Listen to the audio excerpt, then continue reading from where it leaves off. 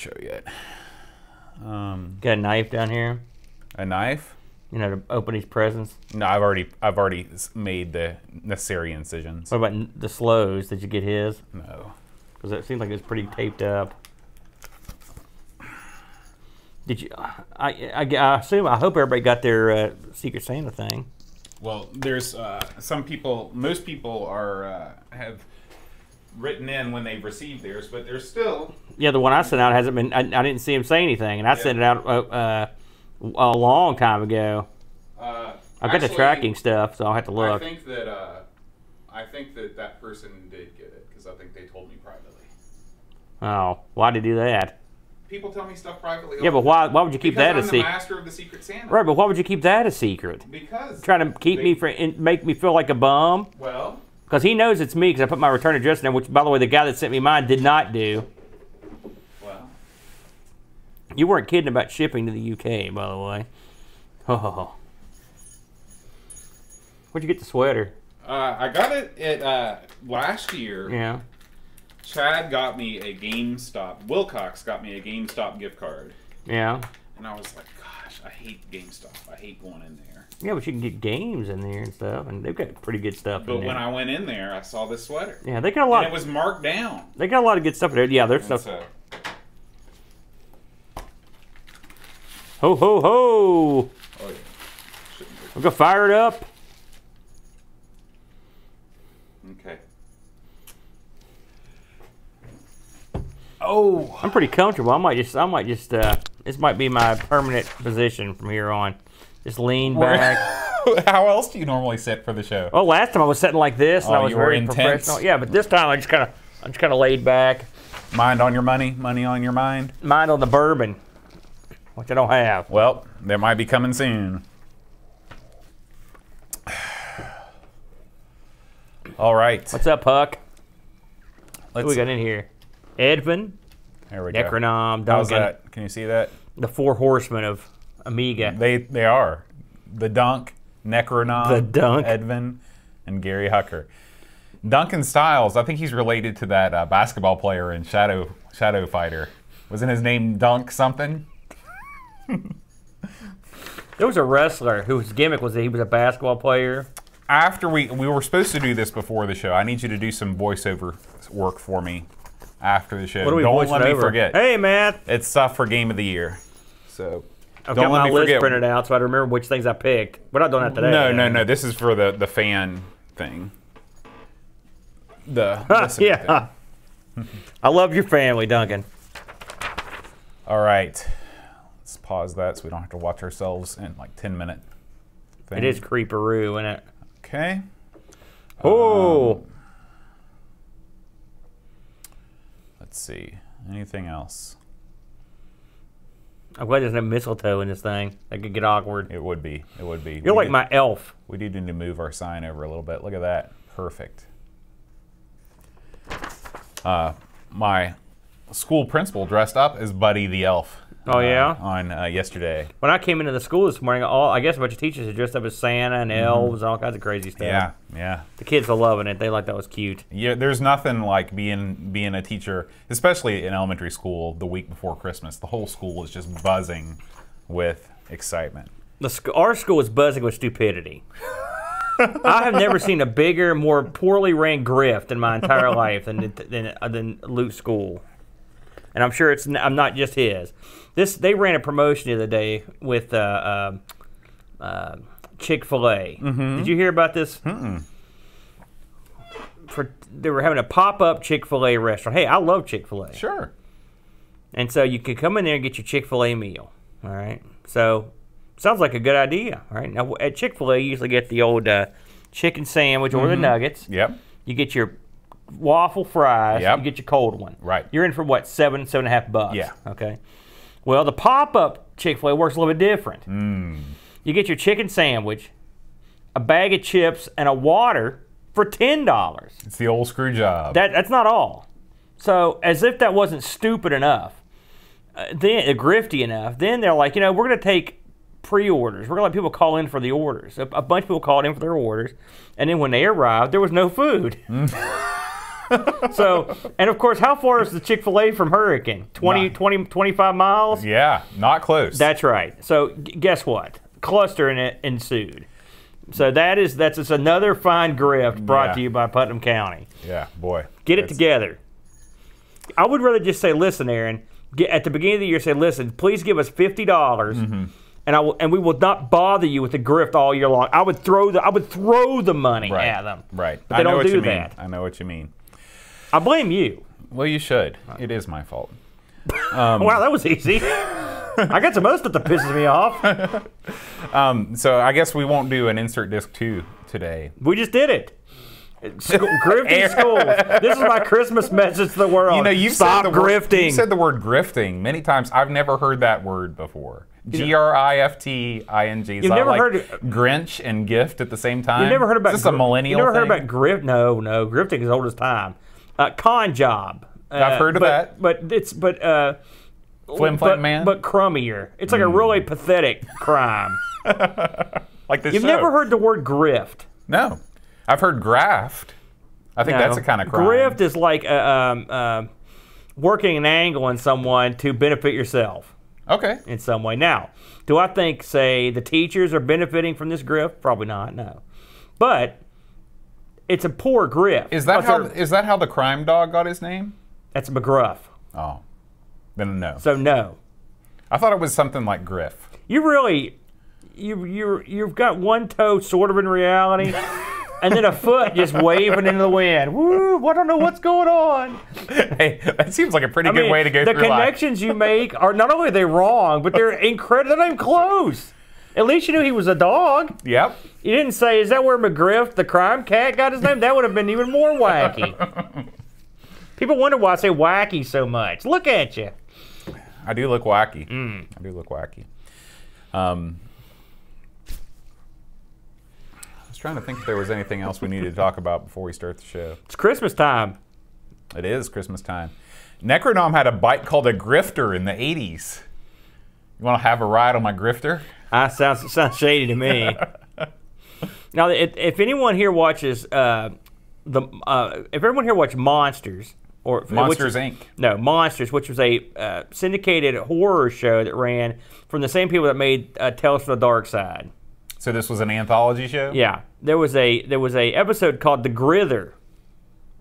You ever seen that episode? I've never even seen that show. Picture like the family from A Christmas Story. Okay. In fact, the dad was in the Grither. He was same dad. All right. And in this story, the kids are being sort of unruly, and they were mocking Christmas, and they were like, "Listen, the more times you badmouth Christmas, the closer the Grither comes to getting you." And they're like, "What's a Grither?" And so the dad and the mom made up this long, elaborate tale of this hideous creature that comes from the North Pole to feast on the good girls and boys, sort of like a monster, And so the whole time they're joking and laughing about it because they know they're putting one over on the kids. At the end of the show, one of them badmouths the Grither, and these two huge hands come through both the front windows, grab both the parents' heads, mush them, and then leave.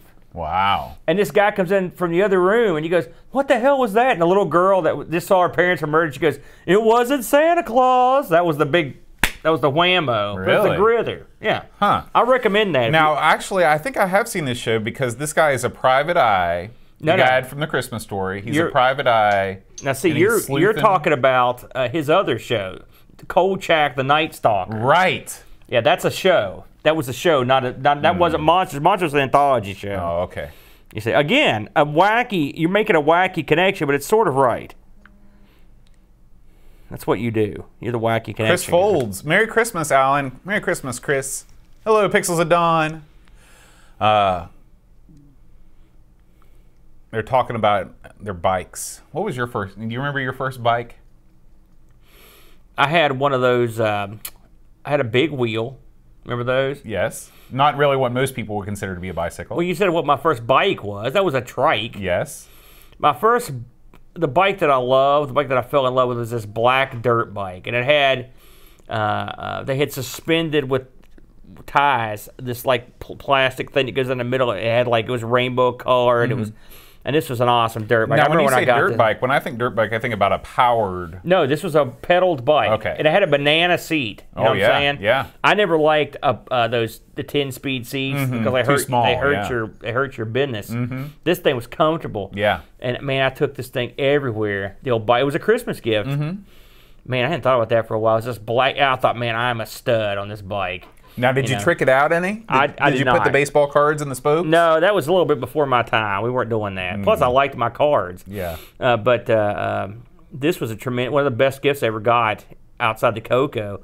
And I mean, when you're a kid, that's your only mode of transportation. Sure. It's not like now where kids don't want to go anywhere. Yeah, and you had a nice neighborhood to ride around, too. You got that loop. No, well, you got to think everything on the bottom part of the neighborhood was not there. Right, but I mean the upper loop made a circle. Yeah, but that was too hilly. We would go out and drive it. It was a dirt bike. We'd go out and drive it in the swamp and stuff back there. Really? Back there? Oh, yeah. And drive it to the wave pool park when they built that. That was pretty cool. There are back ways to get down all the way down through there, so it was a lot of fun. We do, I remember even driving and hiking up to the rest stop when they built that. You can continue to do that at the wave pool park since they built those trails back there. Yeah, so those were the days. I don't know if kids care about that bikes and stuff anymore. I mean, I guess I see kids riding them occasionally, but Luke doesn't give a crap about bike. Well, I think it depends on how you're raised. Yeah, I tried to raise them to like bikes. But I mean, like these days, everybody's scared. So many parents are scared to let their kids go out and be unsupervised. I am. Yeah, and so you're not going to have a kid that loves bikes if he's not allowed to go outside by himself. Well, I mean, listen. I'm not saying it's right or wrong. I'm just saying that's how it is. I'm one of those guys. Last night I was watching him. He was at jiu-jitsu, and he was fighting his neighbor, Brooke, his little buddy. And Brooke's bigger than him, and she had top mount on him. And I was sitting there, I was trying to hold my tongue, and I was like, grab the gi, shift your weight, And I felt just Sweep like the leg. That's exactly what I felt like. And the other parents looked at me like, are you kidding? And I just couldn't help it, man. And when I got home, I was like, we're going to work on some stuff. All right, get down on the floor. We'll show you some things. So that's but exactly congratulations, got his yellow belt. Absolutely, it was tremendous. He was so proud. That's awesome. When you get a yellow belt in Gracie Jiu-Jitsu, you can go anywhere in the world and say, this is a yellow belt in Gracie Jiu-Jitsu, and they're going to be like, okay. It's not like the belts I had, for example, where no one's going to know what the heck those are. Gracie Jiu-Jitsu is regarded, as you know, as the #1 jiu-jitsu in the world, on the planet, and one of the top martial arts on the planet, if not the top. When he got this belt was a year, and to get a yellow belt, you know how most karate places you get a yellow belt in a month. Right. It was a year. It was a year and a couple months. That's good. Now, with the kids, do they give them some sort of other progress marker before then? They get stripes on their belt. And what it is, they just take black tape, and like electrical tape, yeah. And I think you get 5 strikes to. In Gracie Jiu-Jitsu, they go by how often you attend class is a big part of it. But I'm lucky that the jiu-jitsu place we could do has class 3 times a week. That is. And so you're very lucky. And we never miss. So we have him there all the time and just trying to improve, But man, it's great. It's very fulfilling for me knowing what great. And I try to instill in him what Gracie Jiu-Jitsu means, the tradition behind it, and its importance in the world of martial arts, and how important his, Hexon Gracie is he is the master. I mean, it was handed down from his dad. I mean, he's second generation teacher, and he's the guy that taught our guy. I mean, it's a big deal. You know how important that stuff is. So it's not like, there are tons of Gracies that they're teaching Gracie Jiu-Jitsu, and they're sort of, the Gracies have adopted like 1 million people. It's legitimate. It came down from the man. We've met the man. He signed Luke's white belt. Another reason I wanted him to get that belt off so I could take the other one and put it in a frame. It's been signed by the man, and he's an old man, So yeah, I was proud dad. That's awesome. I could go on all night about that. Spooky Dokies. You have any idea what that is? I don't. I don't either. But Pixel says that was the only thing he ever liked about cycling. I don't like anything about it now. Once I had that bike wreck with hose at one time, that was pretty much the end of my biking career. The scariest thing that's ever happened to me was I was riding my bike on the road, on the main road, because I was dumb, coming down past Witt's Farm Supply, coming down that hill exactly by the Baptist church. Yep. And there used to, I don't know if there still is or not, but there used to be like this drainage ditch down there at the bottom of the hill. There was no guardrail or anything. And I veered because there was a car behind me. I almost went into that drainage ditch. That would have been bad times. Yeah. It was the last time I took to the open road on the You know bike. that Witt's Farm Supply, I clipped a bumper off of a Mercedes coming out of that parking lot one time. On your bike? No, in my car. Never drive barefoot. No, doesn't seem like a good idea. Why were you driving barefoot? Dumbness. It was summer. I was dumb. So I had my license for about 6 months at the time. So yeah, popped the bumper right off. Did you pop it back on? Pop, and then just take it off? Well, no, that's not the. Unfortunately, that's not the way that works. A very expensive jerk popped a new one there. No answer on what spooky dokies are. Oh, they explain it up here. Bits of plastic to make them sound like a motorbike. So it's like the old baseball card trick, probably just a more permanent Some bikes solution. have those like permanent versions of that. I don't. But who wants that? You can't sneak up on nobody. That's true. Stealth is an important part of bicycling. Well, it is when you're going somewhere you're not supposed to be. Which is, why else would you get on a bike? Well, that's make it sound like I'm got a crooked bum. And that's all I got to say about that. Well, I'm getting the getting everything ready to go here, boat. Boy, I should have made a special Christmas edition of the Gamble Train. Make it look like the Polar Express. Hey, across the screen. all you folks in the chat, is anyone getting snow right now? We are getting torrential, non-stop, continual downpours of rain. I mean, it's like a mega flood out there. Yeah. There's going to be some flooding at Christmas time. You know, including your yard. My yard is completely flooded. The back is like a swimming pool. Mom and Dad's yard's like that too. They're completely jacked up. Looks like no snow in England, but it's raining like the Bible in Matthew land. Yeah. Gary, beautiful barbecue weather. Of course, he's in the heat of summer. Gary, you lucky devil. What, did you see this? Nope. Who is Flex? Lebrec? 19820. Oh, I think that's spam. Oh. It's odd. That's odd. Because it's video spam. game, but it's not Amiga related, and it's with no context. Yeah, we'll have to get that out of here. Yeah, this guy posted a bunch of crap. One more reason for us to make the mass exodus from Google+. Well, it doesn't happen that often. You hate Google+. You've never liked it. Well, it does its job. It provides us with news. I don't like the fact that there's no way that you can list things chronologically. You get this 3-column nonsense, so I'm never sure where you are, where you're going. It's just the story of my life. Did you get all your Christmas shopping done? Yes, did it all on Thursday. You crazy, crazy nut, you. It's funny, I was waiting on one thing, and it was yours. And it came today. And so me taking the day off work, man, I could come over here. Perfect. With and not have my hat in hand like a chump. Then I got all the stuff for the party today. Went over to the Walmart and bought a whole bunch of stuff. So I think the party is going to be good. I'm excited. It is funny because here's an article from 7 days ago, which we didn't cover. Here's one from 6 days ago. Why is it below the one? Because Google Plus is not great. Now, do you see why I have trouble? Well, I've never doubted that you had trouble. No, you just thought. But last week you said you thought I was an idiot. You're like, you're an idiot. I think those are your exact words. Well, and I'm like, it's not my fault, man. You're like, you stupid bum. Yeah, and then I gave you the old elbow to the face. I knew it. Oh, all right. So speaking of elbow to the face, I saw that you were watching. I don't know if you watched this or if it was just suggested to me, but it popped up on our YouTube channel. The was it Macho Man's bachelor party? Whose bachelor party was it?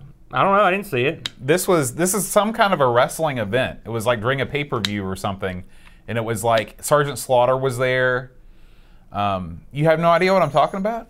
I'm gonna have to look that up. Is it old? Yeah. I mean, I believe it happened. Well, yeah, but I just can't how do you believe get rid of that reminder? My What God, reminder? the 13th and the 14th were a week ago. Yeah, you just click on X and then it never goes away. I did watch Irish people try the most disgusting alcohol shots. I know. I watched the one. Where, how can you deny? I watched the one where the guy they try the hardest stuff, and the one they all agreed on was how much they love Knob Creek. Correct. Good job, Irish people. That's an awesome thumbnail too. I wish I looked like that guy. He looks like and actually you should hear him talk. He talks just like he looks. Yeah, there it is. WWF Macho Man Bachelor Party 1991. This is the first time I've ever asked you a wrestling question that you did not know the answer to. I don't retain the stupidest crap ever. We have got to watch this sometime. Yeah. Look at Ultimate Warrior there. He's like, yeah, I'm at a bachelor party. I don't think that's from the Bachelor Party. What? That's just a thumbnail they probably had a split second of. Look at all the extra crap you got on your YouTube. Yeah, that's how I keep us at the top of the charts. Is that how it works? That's not our good looks and charm? I like to enable inline keywords. I don't know what that means. All right. So we're done with Macho Man's Bachelor Party. I'm ready to get our Christmas on here. Okay. Let's get it going.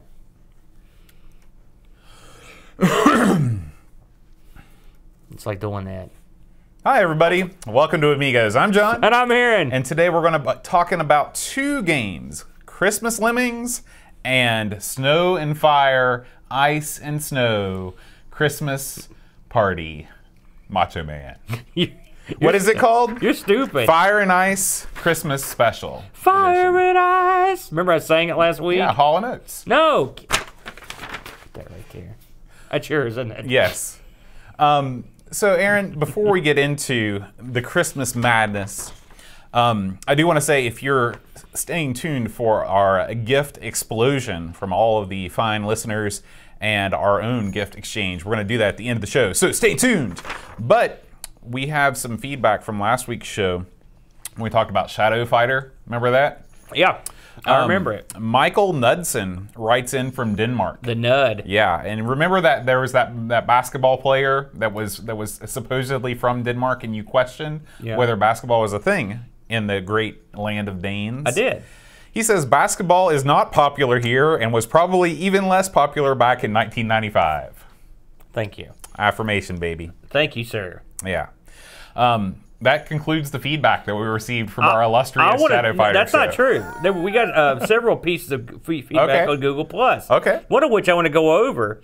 It's from a man, a wise man, a brilliant man, the name of Chris Folds. Chris Folds. The reason I bring up this particular piece of feedback is because Chris Folds fully agreed with me, and he's wrote this verbatim, and he thought you were out of your mind.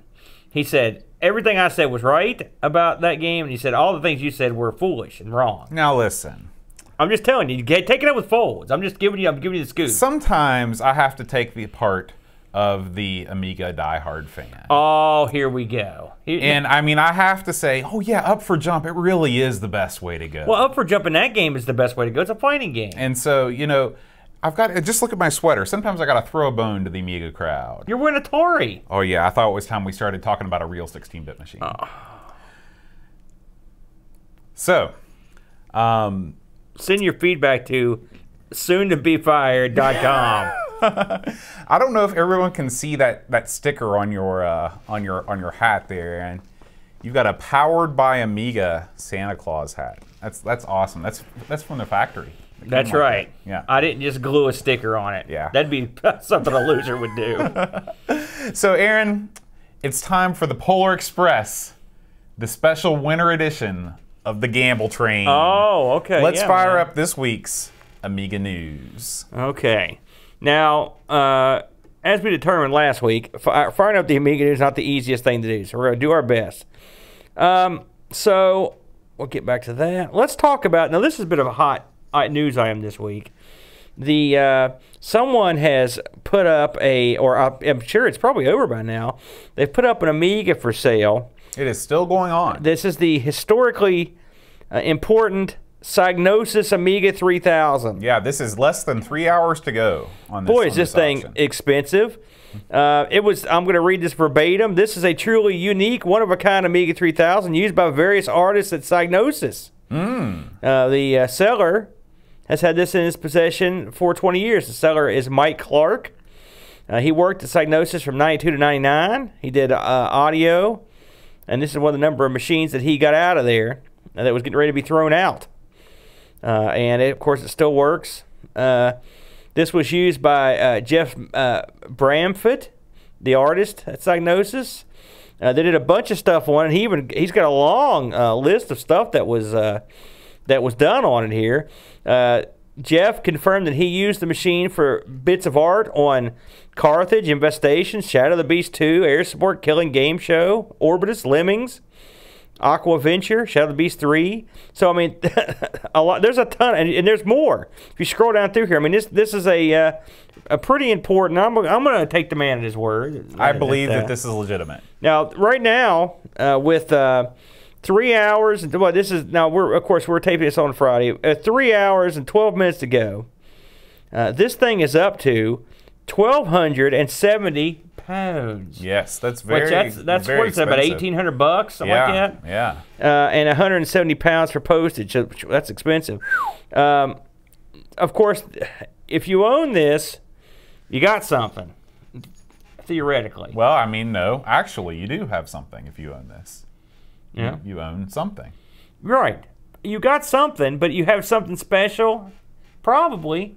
You know, I mean, again, if we take the guy at his word, it's kind of cool. What do you think about that kind of stuff? Are you into those keepsakes? Well, I have to think about, you know, if I put myself into something that I care more about than Amiga hardware. So say that I had, you know, if I had the opportunity to buy a Steve Wozniak autographed Apple II, okay? Or maybe this was Steve Wozniak's personal Apple II, you know? Would I think that that was worth 1,300 pounds? Absolutely. I think that's awesome. This guy, I mean, I don't know if this guy, the guy that owned this machine originally, if he was the Steve Wozniak of the Amiga. He was not. He was worked at. I mean, obviously, it's a Psygnosis house machine. Yeah. So, you know, is it worth that much? Well, you know, how much does a regular 3,000 go for these days? Probably not even half that. Okay. So if we say, let's say it goes for half of it. Is it worth twice as much because it was in the Psygnosis building? And I believe it still has Psygnosis stuff on it as well. So I think if you are as hardcore as we know Amiga fans to be, shelling out this now, it'll be interesting to see how much the bidding goes up, because you know at the end of these auctions, sometimes bidding goes through the roof. So it'll be interesting. Maybe we can follow up on this next week and see how much this ended up selling for. Yeah, I think it's interesting. I mean, I don't get too super passionate about that sort of thing. That said, that's pretty neat. I mean, those are a couple flagship titles in there, Lemmings and the Shadow of the Beast. And this thing had played a part in them. It's if anything, you could look at it. Listen, I'm one of these guys that looks at some stuff I've got and just thinks about how cool it is. So you could really look at that and be like, wow. Yeah. Unfortunately, just looking at it, there's nothing externally that would mark it as, you know, its history. Yeah, as far as I know. So I thought that was pretty cool. I saw that pop up everywhere. Let's see what else we've got here. Duncan Stiles has an article up here on the Amiga Calendar 2019. I believe this is the same guy that did the calendar I bought last year. It looks like the same type of calendar. It looks, it's the same front. So I bought one of these calendars last year, and it was okay. It was nice. It's expensive, you know. But if you're looking for some Amiga art in your calendar. Yeah, and something that I appreciate is at least he does write a little copy, you know, underneath there. It's not just only screenshots. That looks awful. So. I mean, exactly like my calendar. So I don't know if it's... But anyway, it's kind of neat. So we're going to skip Dreamcatcher stuff here. Okay, here we go. Just popped today. In fact, Boat just added this right as we were sitting down. All-Terrain Racing, a festive Amiga Edition mod. And this was linked from Indie Retro News. You know, you got the video there of it here. Everyone likes some. Amiga had a neat tradition. I don't know how many other computers did this with the Christmas stuff. You know, that's a great question. Because I know. I think that there was probably a pretty small. Well, no, I don't want to say there was a small window where stuff like this could have been done. You could have had. I mean, you were involved in the PC scene. Do you remember Christmas editions of stuff coming out? The PC and the Amiga were pretty much. I don't remember this stuff happening on the Coco or any of the consoles. Well, I don't think that there was as much of a Coco scene as there was an Amiga scene. Well, they weren't selling software in the numbers to the Amiga. They had a pretty good scene, but I mean, people could have done it. Anybody could program, you know, and spice up their thing with Christmassy stuff. I think that you look at it like a lot of these were cover discs for magazines, and there was enough of a circulation where you could say, hey, if we put Christmas All-Terrain Racing, obviously they didn't do that. Now this can't be new unless it's been interesting. We've actually played this. Well, All-Terrain Racing is not new. No, I'm talking about the Christmas. I've played the Christmas version of this. Looks like this is new. I don't think that you're thinking of the right game. Now, we have played All-Terrain Racing. This was the infamous game that when Amigathon went south, this is when this is what we were playing. But this is a new mod that has just been released. I could have sworn I played a Christmas mod of this game. Maybe I'm insane. Anyway, All-Terrain was a pretty cool game. It's very cool. I like it a lot. I dug it quite a bit. Let's get into some stuff that the Dreamcatcher did this week, and he's been a busy lad. He's put up some interesting, some pretty funny stuff too, I'd say. So, did you read this thing here on this time? Dreamcatcher looked at a game called Premiere. Now, again, I've not heard of this one. Okay, he does this every time. Oh my gosh. I'm clicking on all the Dreamcatcher articles except for the right one. Yeah, there it is.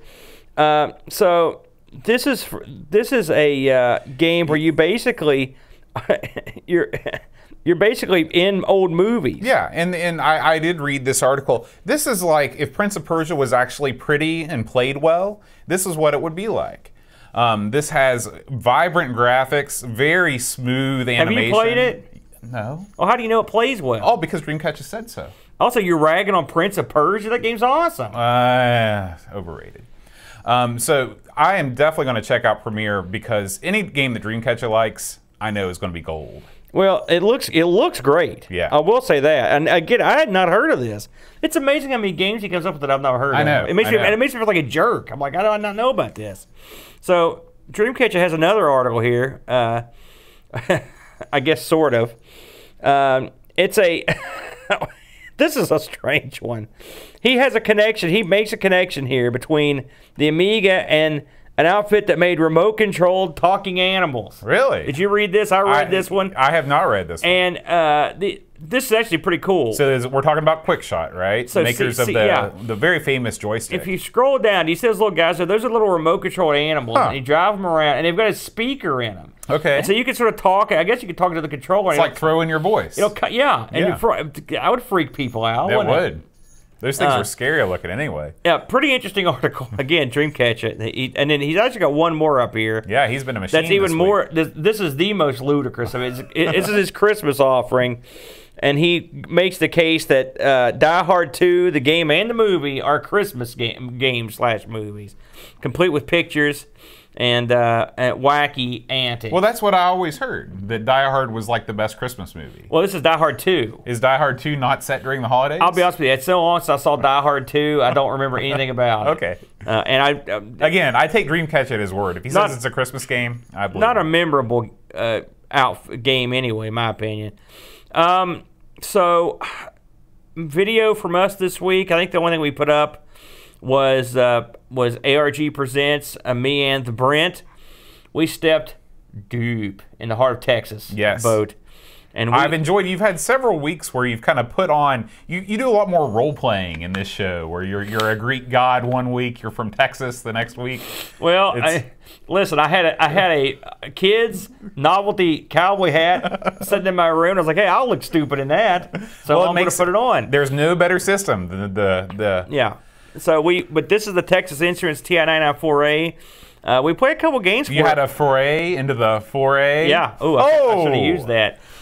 We did Parsec, which is sort of the premier game on the TI. Mm-hmm. Even you've probably heard of Parsec. No. Oh, really? I don't know anything. I didn't, before I listened to the show, I didn't know anything about the foray. And we also did, this was Brent's choice, Tombstone City in the 21st century. Sounds dumb, looks weird. Actually a pretty deep and interesting game. That one really surprised me. Yeah, it really was, I had to say it was a lot more fun than I would have guessed. Mm-hmm. And Brent had even more fun with it because there were certain things about it I didn't even know. So actually his review was, for once, it was helpful and informative. I didn't want to punish him afterwards. He did a good job. Now, this coming week, we may have a special guest as we delve into the realm of the Sega Game Gear boat. And for really sort of the first time, we will be shooting this show live, 9 a.m. Eastern Standard Time. If you care to join us, of course, this show will be out after that, so it's sort of a moot point, I guess, isn't it? Well, if you're watching us live now, as many people but if you're watching us live, and if you want to see the Amigos Christmas, or the, if you want to see the Amigos Christmas Spectacular, here it is. If you want to see the ARG Christmas show, it will be Sunday at 9 a.m. Eastern Standard Time. And we're going to be doing Game Gear. So, the chat has vindicated you, by the way. Okay. It started. Is it when you started badmouthing the Amiga, or when you started killing Prince of Persia? They've pretty much been with you on every single point that that I've made. There was a Christmas ATR. It came with an Amiga magazine. It came out 20 years ago. Thank you. Thank you. And also, the chat seems to think that Prince of Persia is amazing. Thank you. God bless. I can't argue with them. These are my people right here. I know. All right, Aaron. You ready to start our first game? The first game of the Christmas Explosion? I'm ready for the... Chosen by the fine, fine folks at the Amigos Game Selection Committee. This game, well, I don't. Which one do you want to do first? Do you have a preference? Well, you got Fire and Ice up, so we can do that one first. This game introduced me to something, some rarefied air on this show. It's one of the few games I was able to sit down and beat. Wow. Granted, it was one difficult, long level, but I beat it. Actually, this is the only game that I've ever beaten on Amigos, aside from the Amigos. So, the first thing we're going to tackle here is the Fire and Ice Christmas Special Edition. All right? This came on an Amiga Power cover disc, issue 20 of December 1992. Okay. What are we doing in 92, Bo? Thank you, Chad. All right. So, this game came out on Amiga Power cover disc, issue 20, December 1992. Now, what were you doing in December of 1992? December of 92. Boy, that was a great year for me. December of 92 I was in 6th grade. Yeah. And that was one of the best Christmases of my life. Actually, it might have been the best Christmas I ever had in my life. Yeah. I received for Christmas Final Fantasy for the NES, a Game Boy, and Super Game Boy Play Action Football. Oh, I know what that is. Yes. Is that good? Very fine title. Really? Yeah. And you got Final Fantasy for the Game Boy as well? No, Final Fantasy for the NES. I see. So, very good Christmas. I see, very good. I think I was finishing up school and getting ready to head to Lexington the wide world that summer. So, yeah, I'm sure I was in a real good mood. I was delivering pizza. So, again, this was a cover disc, and it was based on a game that was out a little while earlier from the outfit Graft Gold. Yes. We've tackled Graft Gold in the past. It was published by Amiga Power, obviously, since it was on their cover disc. This game was never released as a standalone game or anything like that. It was just a cover disc game. I kind of like the concept of the cover disc game. I like it a lot because that means they were free. They were distributed with something you were getting anyway. Now, and the people over in the UK can jump in if I'm wrong here, but as I recall, early on, people sending your games out on cover disc was sort of something that was happening all the time, full game. But effectively they put a stop to it. You know, they because it was they didn't like the distribution model. I'm not exactly sure how it works. I remember reading this. I was like, that's really strange. And so they went to sort of the demo or single level games. Right. And this one again, we had cover discs in the States. We didn't have as many magazines. We didn't have any Amiga magazines that had cover discs. We're not really readers here in the States. Well, no, we have magazines, but not with cover discs. I mean, we didn't like for example, PC Gamer had a cover disc or two. But there weren't a ton of cover disc magazines. I think that I remember the official Sony PlayStation magazine had a cover disc. Once CD-based systems started coming out, I'm talking floppies. There weren't a ton of magazines that had floppy cover discs. I just think that the PC scene, or the PC scene, the computer scene was not as big. We're a console country, and in Europe and in the UK they weren't, and so they had circulation numbers that could support paying developers to make these cover disc games. It's It's unusual. I was a big fan of the cover discs on the PC Gamer, you know, and I would buy as many of the Amiga magazines from Europe as I could. Yeah. You know, I love that. I remember when they first launched Retro Gamer, the first year, Retro Gamer existed for about a year before they got bought out by their current publisher. And that first year, they included cover discs on all their issues, and they were like, "It's just like the old days." And I was like, "Wow, the old days seem cool."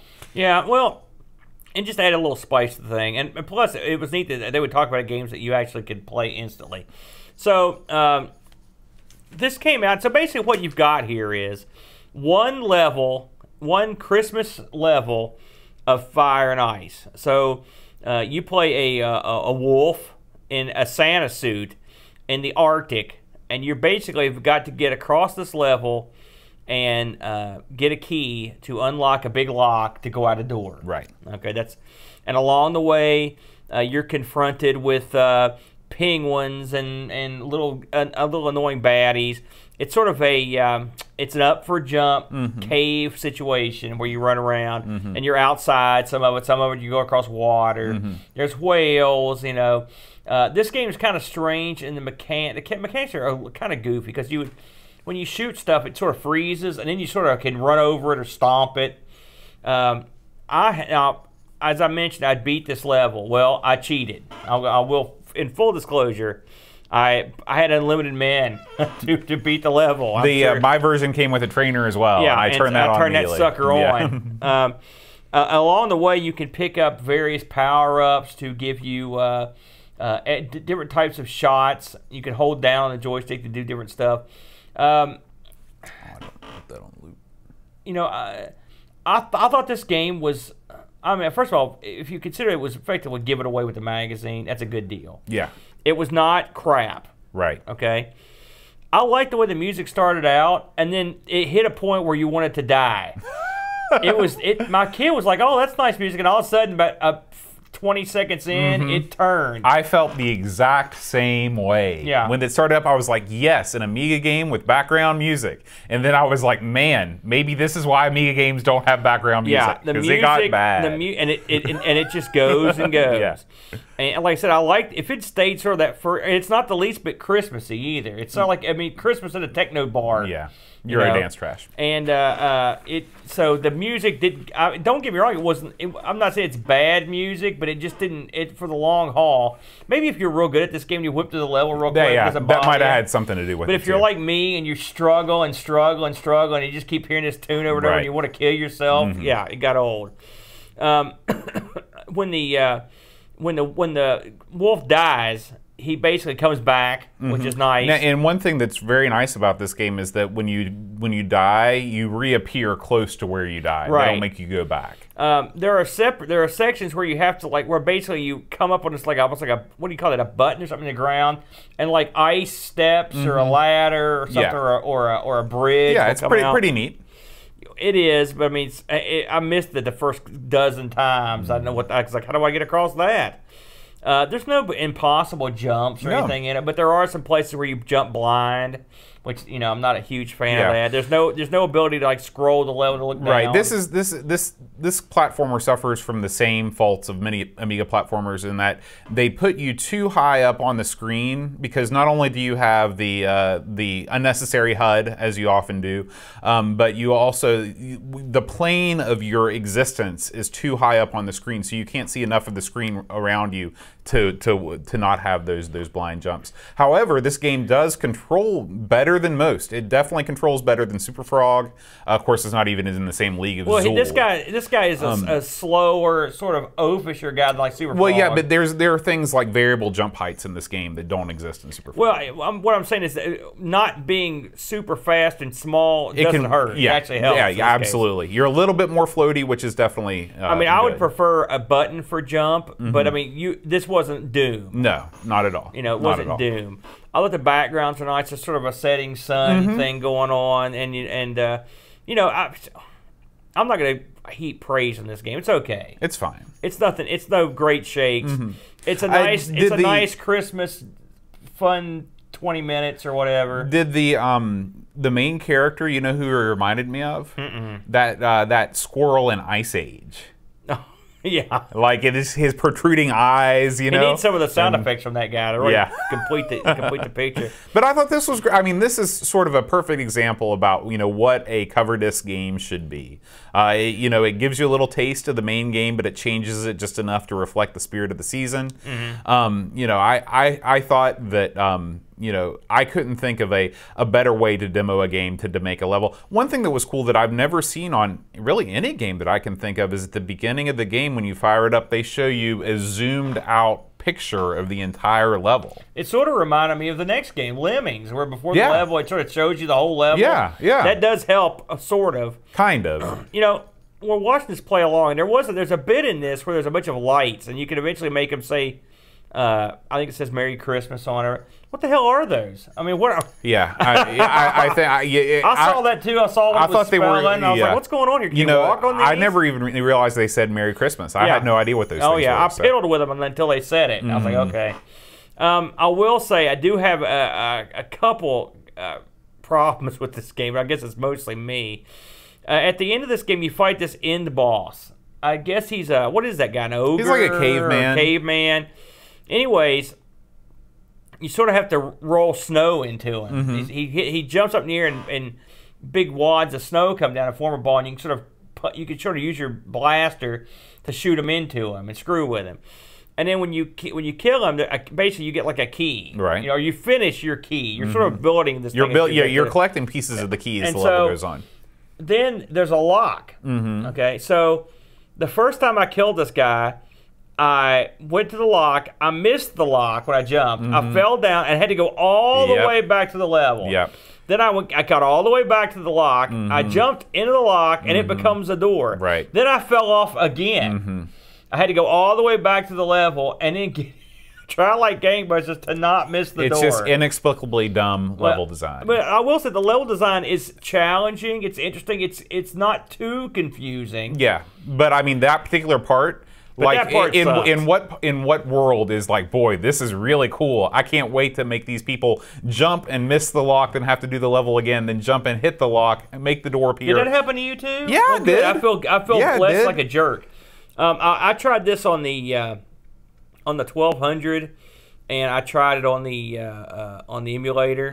It was apparently this did not come out in America because I didn't know about that crap at the bottom until I played it on the emulator. Yeah. So that's a good thing about maybe they were building in NTSC compatibility with putting that down there. The good thing about it is there's nothing I need to see, so it works out okay.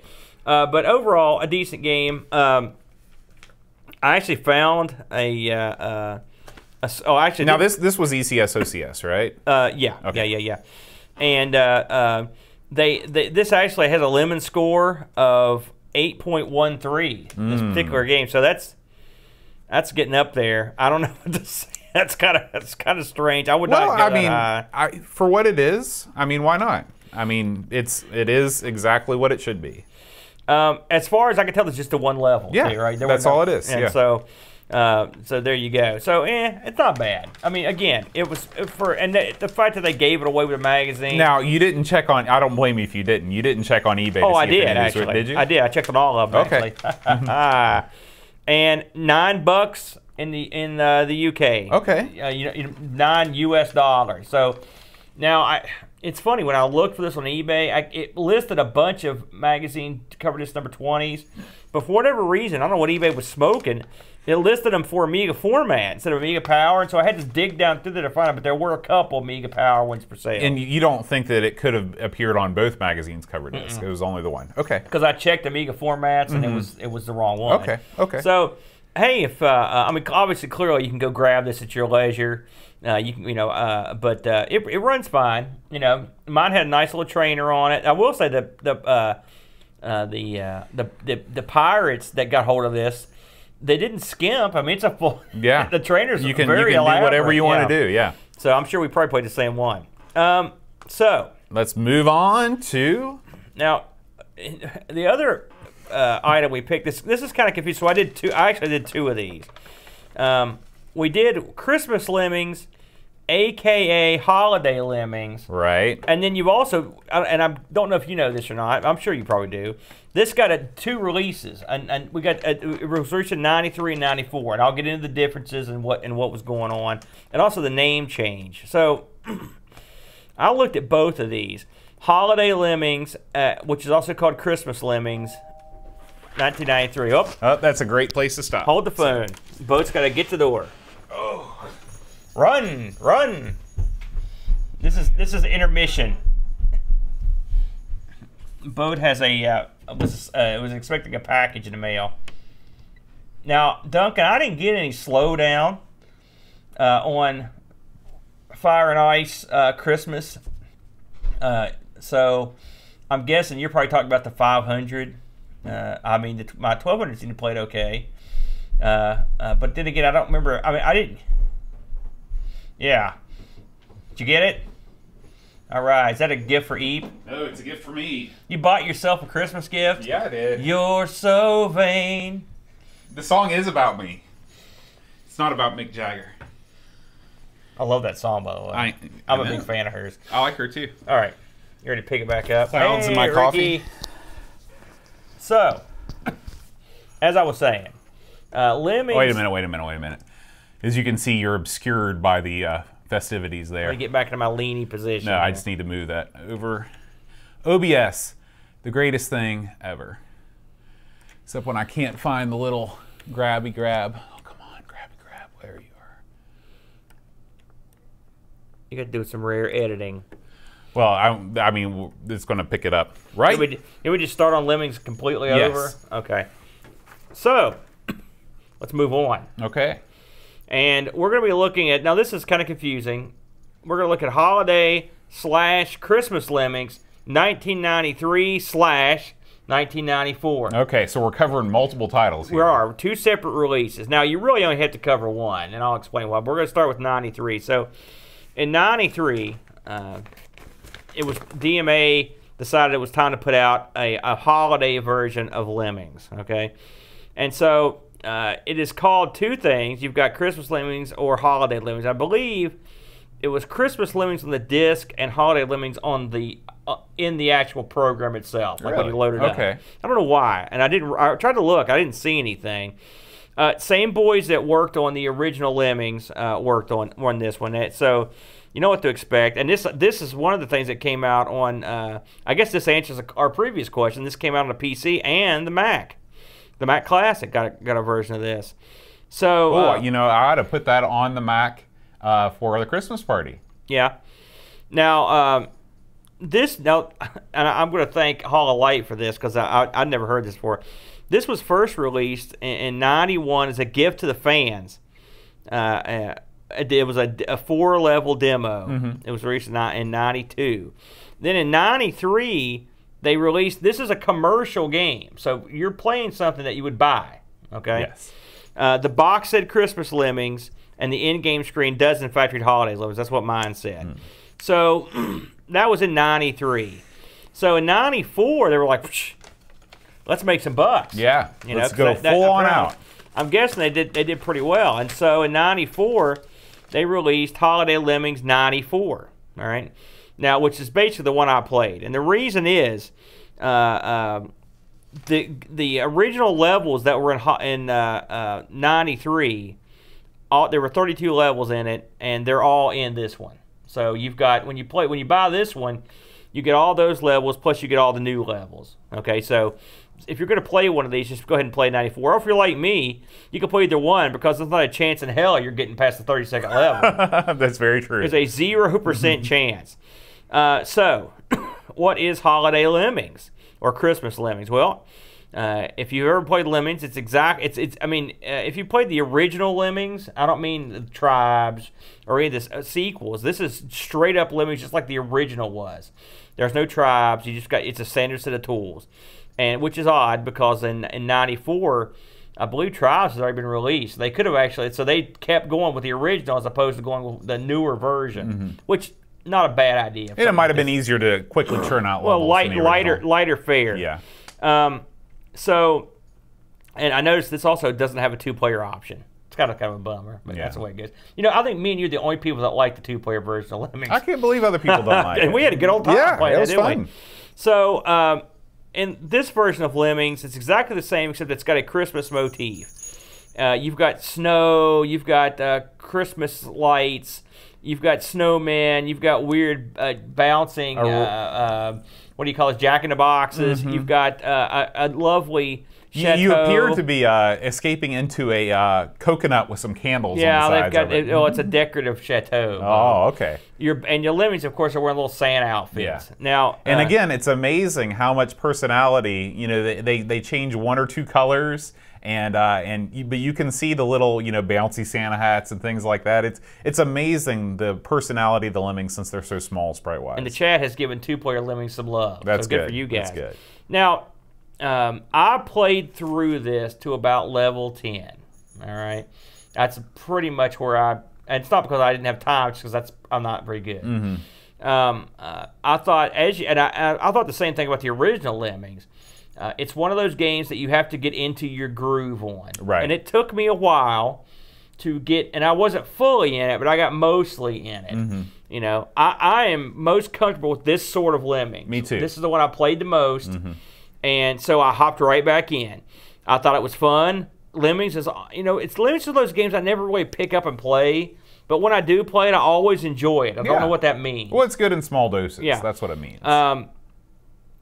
One thing that surprised me, and I'm not saying that the music for this is bad, but it wasn't Christmassy music. It just seemed like music. Yeah, but it was. I've always had a soft spot for the Lemmings music. I mean, I want to say maybe I played a different. I don't know. I thought I heard Jingle Bells in there somewhere. It didn't seem very Christmassy to me. I'll just put it that way. Okay. It just seemed like straight up Lemmings music. Well, it definitely was different than Lemmings music. It wasn't Lemmings. No, it wasn't the same music because that stuff's recognizable theme. Right.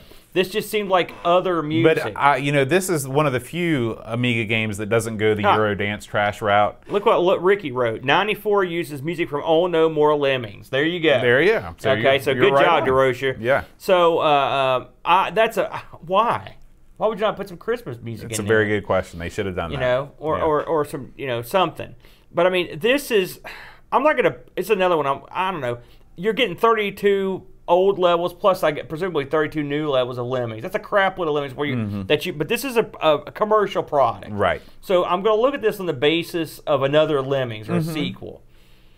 It plays fine. If you ran through all your old levels and you're ready for new ones, you got them. There's not a darn thing wrong with it. Especially, like you said, this, you know, if you felt let down by, you know, Lemmings Tribes or some of the newer formats of Lemmings, and you wanted them to make a game that was just like the Lemmings you loved, this is it. This is the perfect one for you. And I don't want to rag on Tribes, because I like Tribes. It's a fun game. But it's a different slant, you know.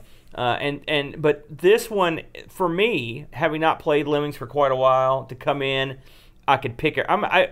I sat down once we figured out what we were playing for this show, and I sat down with both games, and I beat it right away. And I played Fire Nights a few times over the week just to make sure I kept steady on it. But this one I played on and off all week long, and it was like slipping on an old pair of slippers. It was fine. It ran fine. It's got level codes, you know, like you're used to. There's nothing here that you're not used to. There's no surprises. It is festive looking. The graphics look fine. The Lemmings are exactly the same except for what they're wearing. They don't say anything festive or, you know. They did. I'm not gonna say they did the bare minimum, but they just changed graphic sets and then they made levels. I can't speak on all the levels obviously, but the levels I played, I had a good time with. I thought they increased in difficulty at a pretty decent rate. I mean, the first couple you can skip through easy. It's just like typical Lemmings. They've always done a pretty good job of ramping up the difficulty. I agree. You know, you can pick the difficulty you want to start at and go from. I think it goes. Which is also winter themed. I think it starts with like. Drizzly or and you go to like Winter Storm or Blizzard or something like that. Yeah, and which I didn't even look at those. Gosh, are you kidding me? That'd be super hard. It's funny, just to go off on a tangent a little bit, we were just talking on Discord, and I read this today that I think it's today they have just released Lemmings on the mobile devices. There's now a mobile version. Did you look at this at all? I had a look at it. I watched the demo of it. It does not look good. The art style is different. It's different and not good. I almost said this and I didn't type it, but I'm going to say it on the show. A lot of phone games have a look, right? I don't know. It's shiny and smooth. Mm-hmm. It's a look, and this has that look. It looks like a phone game. It's not an insult. Yeah, they just look a lot alike. You know, nothing has been market researched to death like anything related to mobile gaming, and they've determined that when games look like this, they sell. Really, and so yeah, I believe it. Yeah, and I watched and apparently this is going to have microtransactions, and I mean, can you imagine Lemmings? I don't know how that's going to work. Well, it's not going to be the same game, of course. I'm guessing not. And I mentioned in Discord, it seems like it'd be easier just to put an emulator on your phone and. I don't know. Playing Lemmings with a touch screen on your phone does not sound like a good time. If you have a decent size instead of a phone, you've got the big thing. Well, it's not so much the size of the screen; it's the size of your finger. As you try and what I would use is a stylus. Oh, so you're adding. I mean, it's still. I mean, so you're carrying around a stylus with you. My phone has one built. I guess most don't. My phone has a stylus. I use it all the time. Perfect for Aaron's phone. Lemmings. Listen. Hey, I'm not promoting it, boat. But I'm just saying, I'm trying to give them something here. I don't want to kill this game because I haven't played it. But it's probably going to be right with what the usual phone stuff is. Sure. Be that as may, your thoughts on Holiday Lemmings 94. I'm assuming you played 94. Yeah, I played 94. It's fine. I guess I wish that I would have realized that it wasn't holiday music. I don't know why I didn't notice that, because normally I really am cognizant of that sort of thing. Listen, I sat there and listened to it, and because it's festive. But it's just not. I listened to it, and I thought, this doesn't sound like Jingle Bells and I mean, anything. If there's any sort of genre that's ripe with royalty-free music nobody cares if you use, it's Christmas music. Right. So really a missed opportunity there. Yeah, I don't know. I wasn't really in love with the game. Maybe I'm not the biggest fan of Lemmings, but I felt like, when I want to play Lemmings, I'll play the original, and I'll have fun with that. This is great if you really like Lemmings, I guess. I'm just not the biggest fan of the game, I think. I think Lemmings is super clever. I will say, I love Lemmings. I mean, I just really love it. I think that part of what annoys me is part of the reason why people like the game. I get annoyed that, like, a lot of times I can't do what I want to do, and it's because of the interface. Like, if you've got a whole glom of Lemmings that are marching towards you, and you want the one in front to be the blocker, unless you are dead on with when you click and when you make the box around it, you're not gonna. It's not going to happen. In a lot of these levels, you have to rescue 100% of the Lemmings, and so you're screwed from the get-go.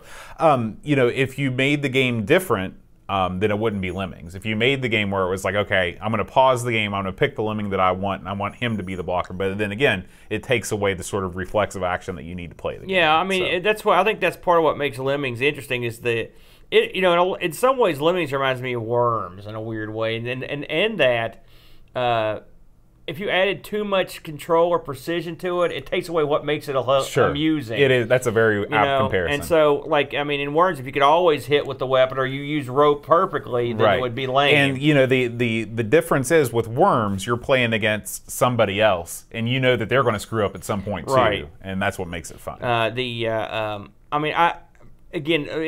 think if you don't like Lemmings, this isn't going to be the thing that wins you back. Very true. On the flip side, if you're feeling festive, it's Christmas time, you want to put something on and play it.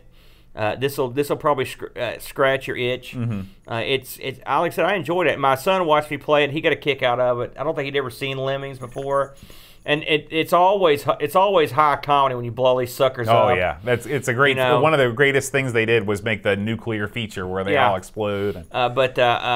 It's the level design in this is actually I'm not gonna say it's underrated because it's not. People realize how awesome Lemmings is. I mean, it's got a statue for God's sakes, but it is very cunningly done. Really, both games and this is not something I always say on Amiga games, but the level design, the attention to the levels was well done. They really went in there and they made everything look good.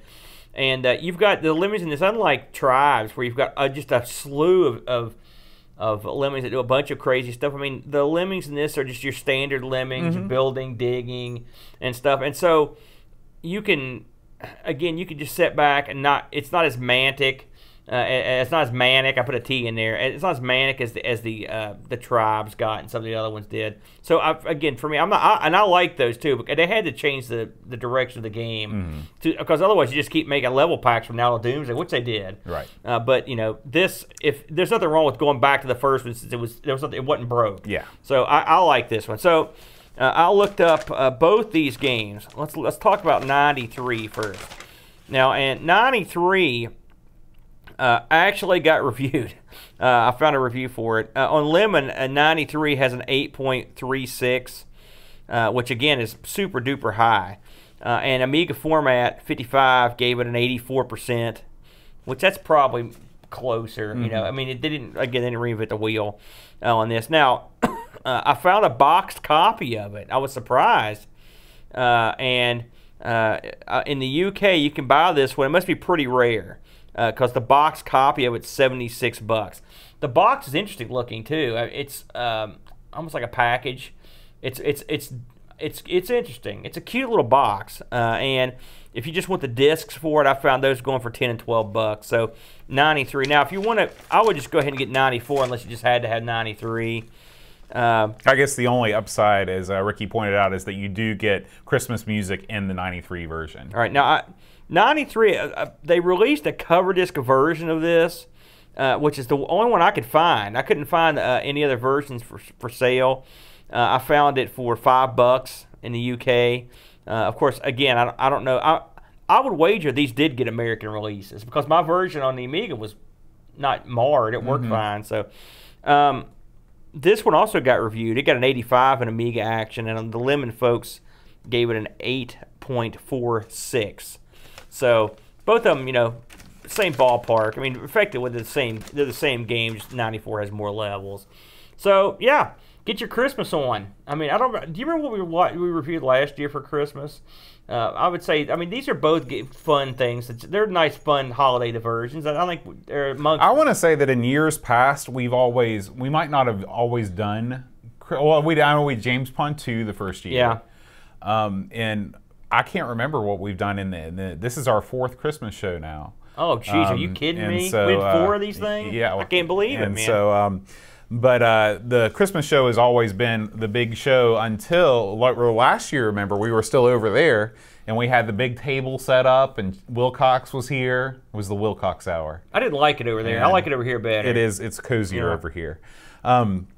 But, of course, the big show this year is going to be the New Year's show. So we'll talk more about that in just a second. So, but every show is a big, huge show.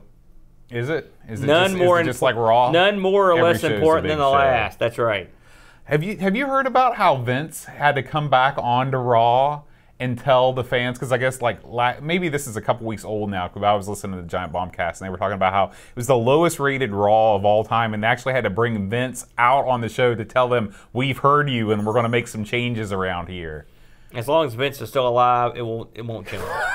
he has the final word. I don't watch Raw anymore, so I watch highlight of it and that's it. You're probably better off.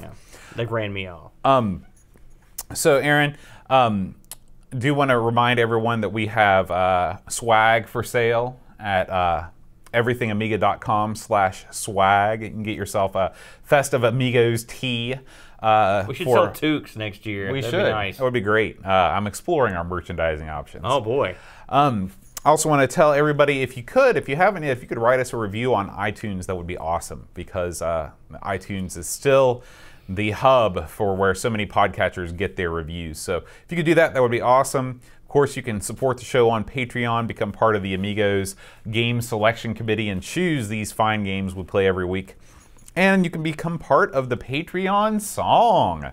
And last week's song, a Wings classic. I know how much you love Paul once he left the Beatles. Let 'Em In, otherwise known as, I don't know what else. Someone's knocking at the door. Somebody said it was that. So Let 'Em In. Let 'Em out. We had Paul Kitching. Congratulations to Paul Kitching, Darren Coles, Colin 419, and Joski Rock for guessing that correctly. He sounds like a DJ. Yeah, maybe he is. Maybe he is. This week's song, Aaron, we're gonna get a little sentimental in being with the season. if you know this week's Patreon song, you can send me a message at john@amigospodcast.com, and I will read your name as a winner on the air next week as part of our New Year's Eve spectacular. I suspect this song is going to be an affront to the holiday and everything it stands for. Retro Man Cave, Tim Drew, Daniel Williams, Robert Edgerton III, Simon Rose, Joseph Harrison, Kyle Etter, Rob O'Hara, Howard Nibbs, Matthew Larimore, Andy Craig, Sean Zoe, Darren Lomax, Colin 419, Bark Bit, Roland Burke, Andrew Monks, Joe the Zombie, John Cook, Dan Ross, Leaf Kelland, Alan Kebab, Checote, Levelor, John Marshall, Matthew Perrot, Ricky DeRusha, Creepy Dead Boy, Figgy CTZ, The Slow Norris, Stefan Sorgard, Mortensen, Edvin Helen, Blindo 75, Christopher Hassel, Ravi Abbott, Chris Folds, Dreamcatcher, Lauren Giroux, Graham Vebke, Brent Dowdy, Lane Denson, Adam Battersby, O'Brien's Retro and Vintage, Gary Hucker, C. Brian Jones, Paul Harrington and Duncan Stiles, Alan Kebab, Anthony Jarvis, Tapes from the Crypt, Josh Nat, Adam Bradley, Jonas Rulo, THT, Eric Nelson, Kim Tommy, Humbutstad, Daniel Bingston, Brutal Barracuda, Darren Coles, Jason Warnes, Pixels at Dawn, Kjolbjorn Barman, Kjolbjorn Barman, Kjolbjorn Barman, to you.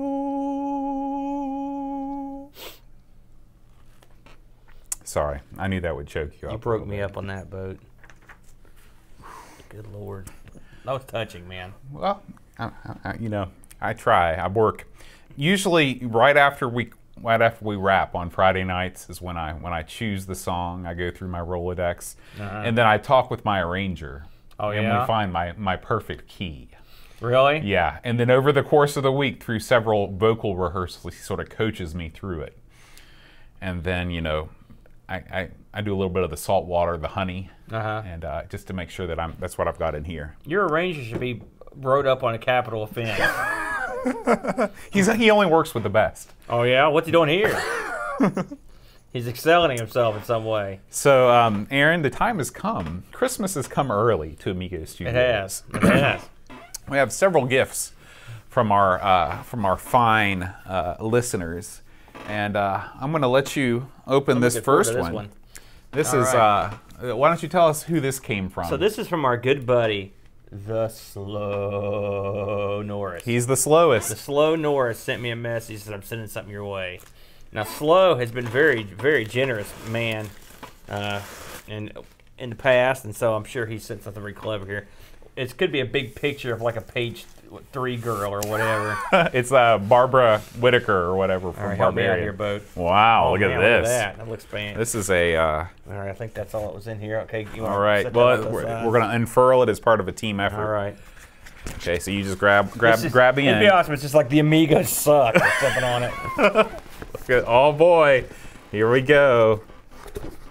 Oh, that is Wow. that is something. That is. You could take this with you over to Ireland. Yeah, Boat. I'm sure they won't have very many Amiga signs at Amiga Ireland. Hey, at least you'll have one.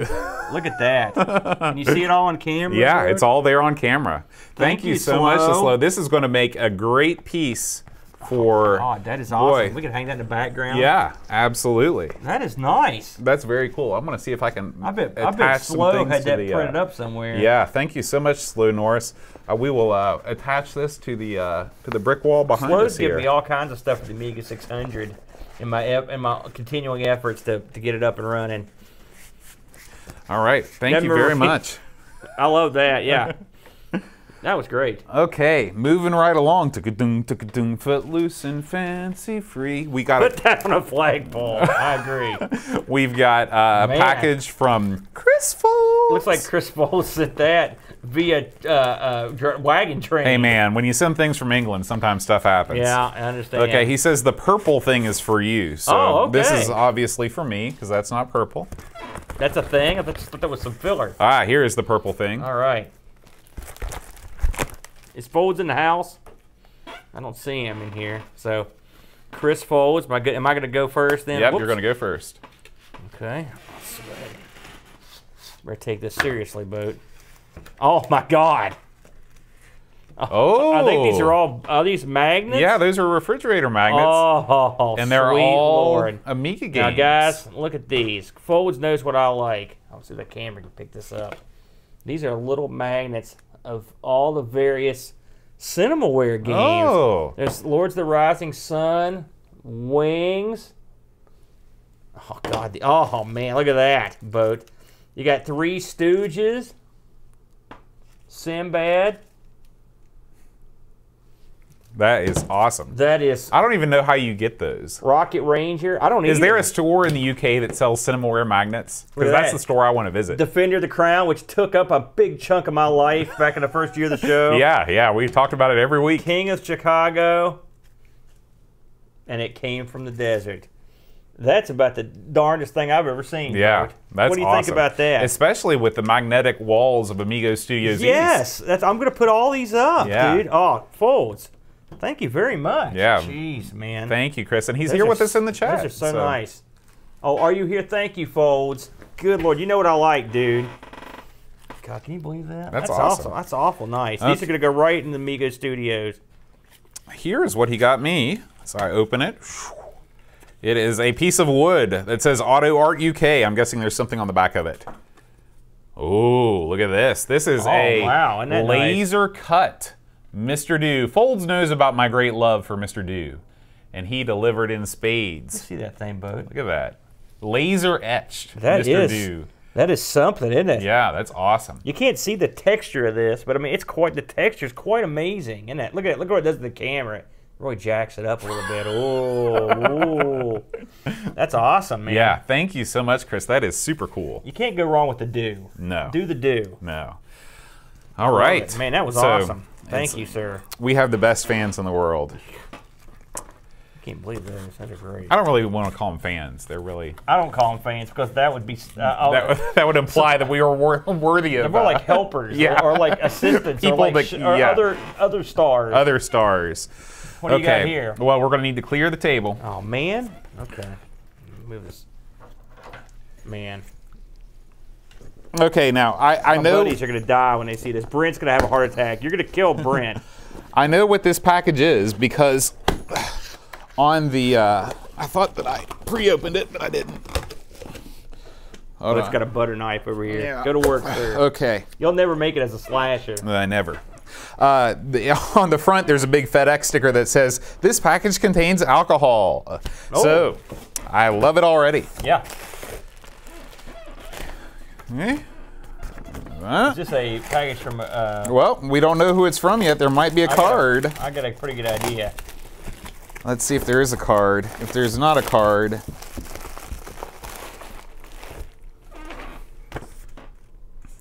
Graham Vebke sends this to us direct from Australia. So, Graham is our resident bartender.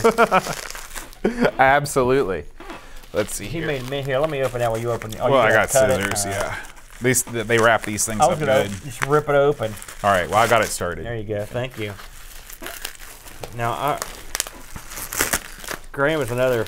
All these guys are super generous people. Always give us goodies, don't they? Absolutely. How are you doing over there? I'm okay, man. I've been unwrapping booze since before you were born, That's Bo. very true. Man, this is wrapped good, too. Oh, man, I see it. I see it right now. Oh, yeah. Look at that, boat. What we've got here, Black Bush. Wow. Irish whiskey, y'all. Now, Irish whiskey. I have never, this may surprise you, I have never in my life drank Irish whiskey before. I've only drank Scotch and bourbon. Well, you're going to have to, and I think Graham mentioned this, you're going to have to bone up for That's your trip. true. That's true. And so I think this is on the docket right here, some bonage. Because this right here I don't like the sound of that. Listen, trust me, you're going to be boned. Look at that. That is nice. Thank you very much, Graham. Graham is super duper generous. Graham too. also has sent us, look at this. Now, this is Peated, my favorite, the Peated single malt. This is like the Islay Scotch. Unique among Irish whiskeys, Connemara is the only Irish peated single malt whiskey in existence today. So this is a single malt, which means it's top shelf, and it comes in this decorative. Anything that comes in a cool box. Right. Look at that. This you know this tastes just like soil. Oh yeah, yeah. I know you love this. So you even look, the color of it suggests the soily taste of it, the earthy. I guess earthy is a better way to put it than soily. Come on, who doesn't want to drink soily? Come on, Gary. That's from that movie, Soily Green is people. So, yeah, soily green, the dirty people. That's awful awesome. Yeah, thank you so much, man. Graham. I'm going to be drinking the crap out of this on the New Year's show. Yeah. Actually, I'm going to break it open. So you're actually funding our next show. Boozy on. Okay. Well, the next gift is from me, Aaron. Why don't you open mine first, because I'm sure mine will be much lamer. No, go ahead, man. No, mine will be much lamer than this. Why don't you open mine? Okay. I just got you just a little something. All right. Accoutrement.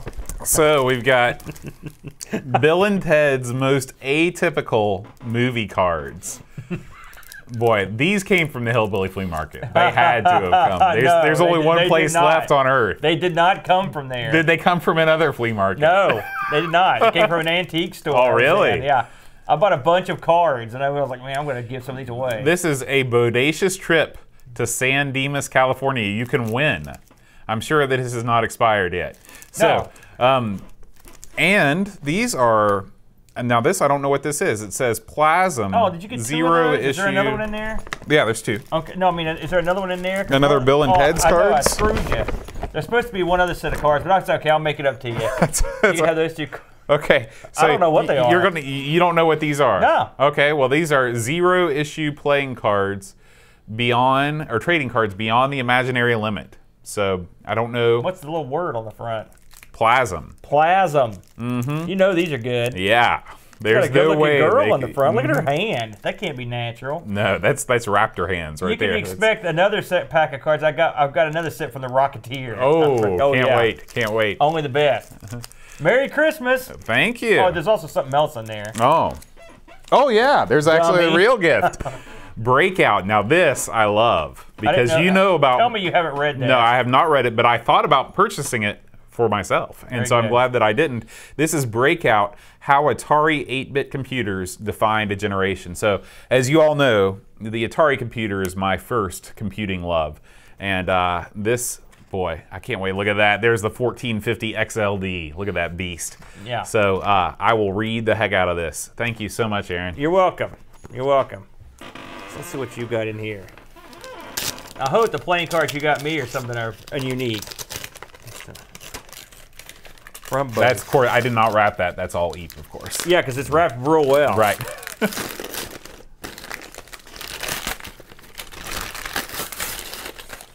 Okay.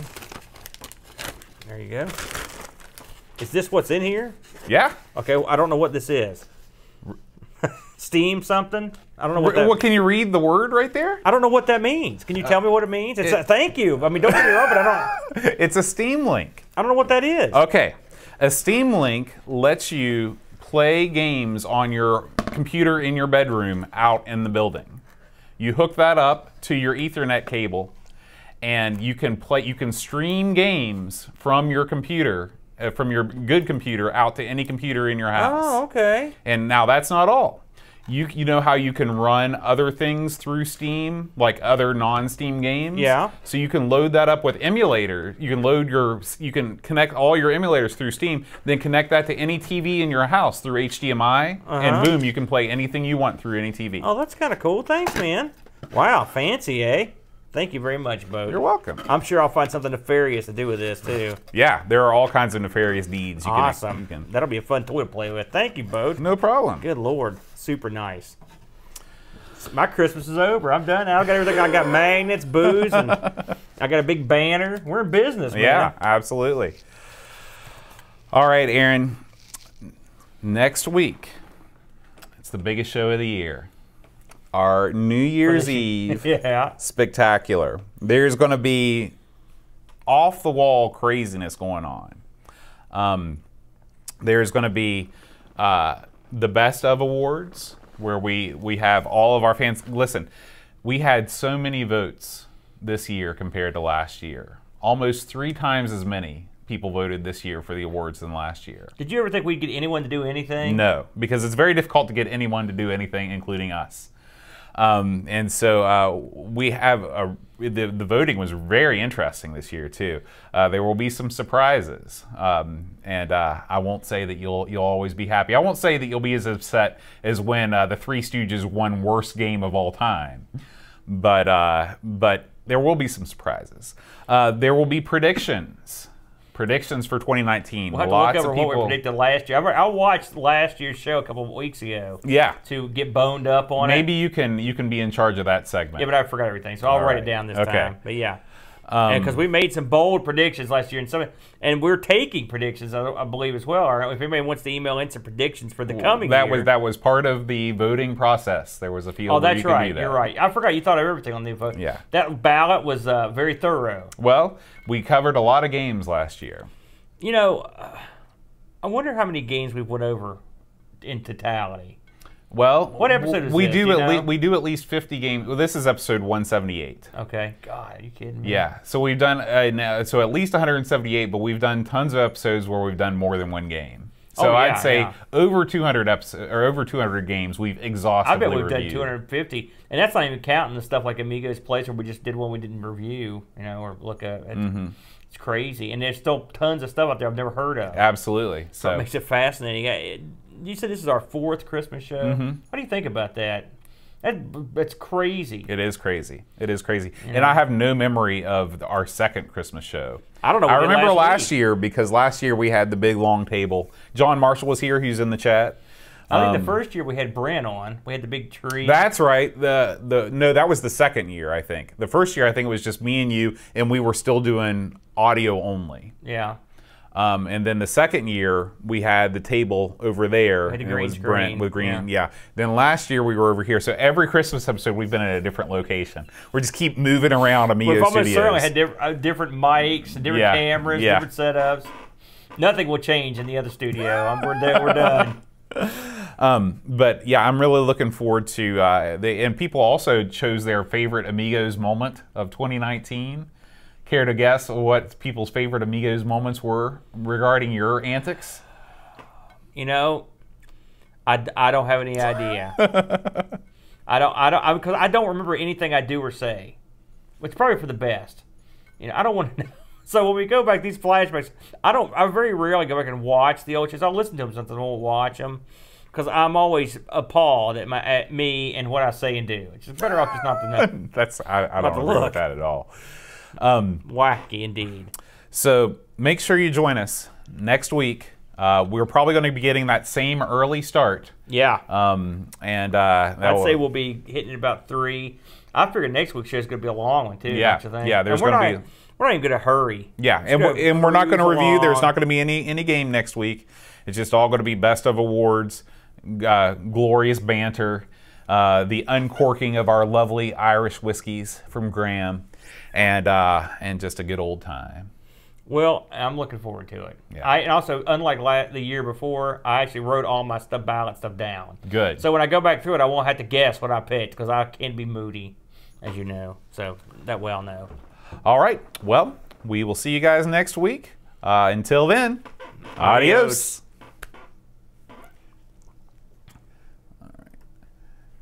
Oh, I forgot to thank you guys. Of course, if anybody watches it on the live stream, they'll hear it. Thank you, John and Gary and Darren and Joseph. We might as well go ahead and do and insert this too. Okay. It's only 5 o'clock. Okay. Do you have a topic? How the hell did we get done so quick? My God. We started. How long did we go on that? An hour. Really? Same as we always do.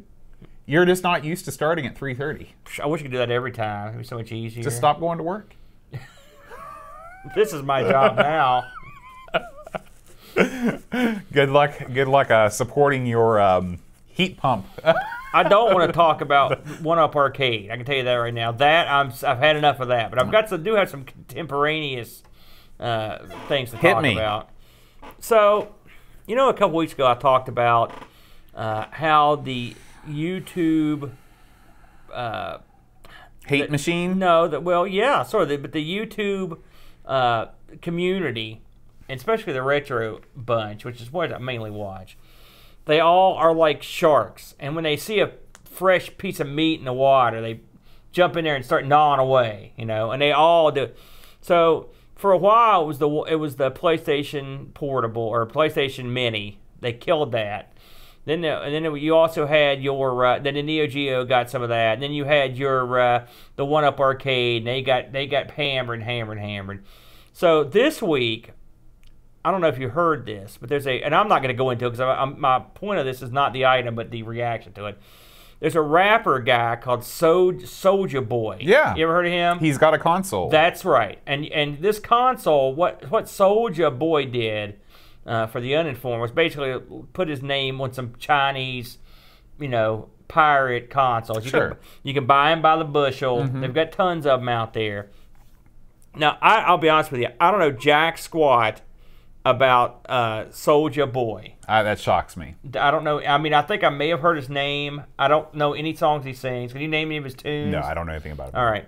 I like some rap stuff, but I don't know who he is. All right, I've heard his name. But this was the crap du jour this week for the YouTube retro community. Everyone had to put out as many videos as they could, as fast as they could, on the Soulja Boy console. How ludicrous it was, how appalled they were, how he's going to get in trouble. Even guys I respect loaded up on this, and I'm going to give you an example. I get a lot of my news about the retro pie stuff from a guy called Mad Little Pixel. He's great. He's a great guy. I like all of his videos, but this week, even this fella was going nuts on this Soulja Boy stuff. And then I listened to a video he put out I think it was last night, where he said, listen, he goes, I know a lot of you guys have lost sort of respect for me for all this Soulja Boy stuff. He goes, because I know it's not a real story and I'm just doing this. He goes, but I'm just trying to expand my channel. He was honest about it. And so I guess my question to you is, Boat, what do you think about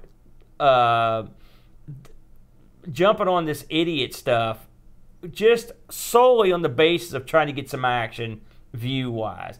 I mean, this worries me, and because this proliferates a lot of stupid information, a lot of Me Too shows, and so when you're like me and you're consuming some of this stuff, it gets old and it seems sort of pathetic. What do you think?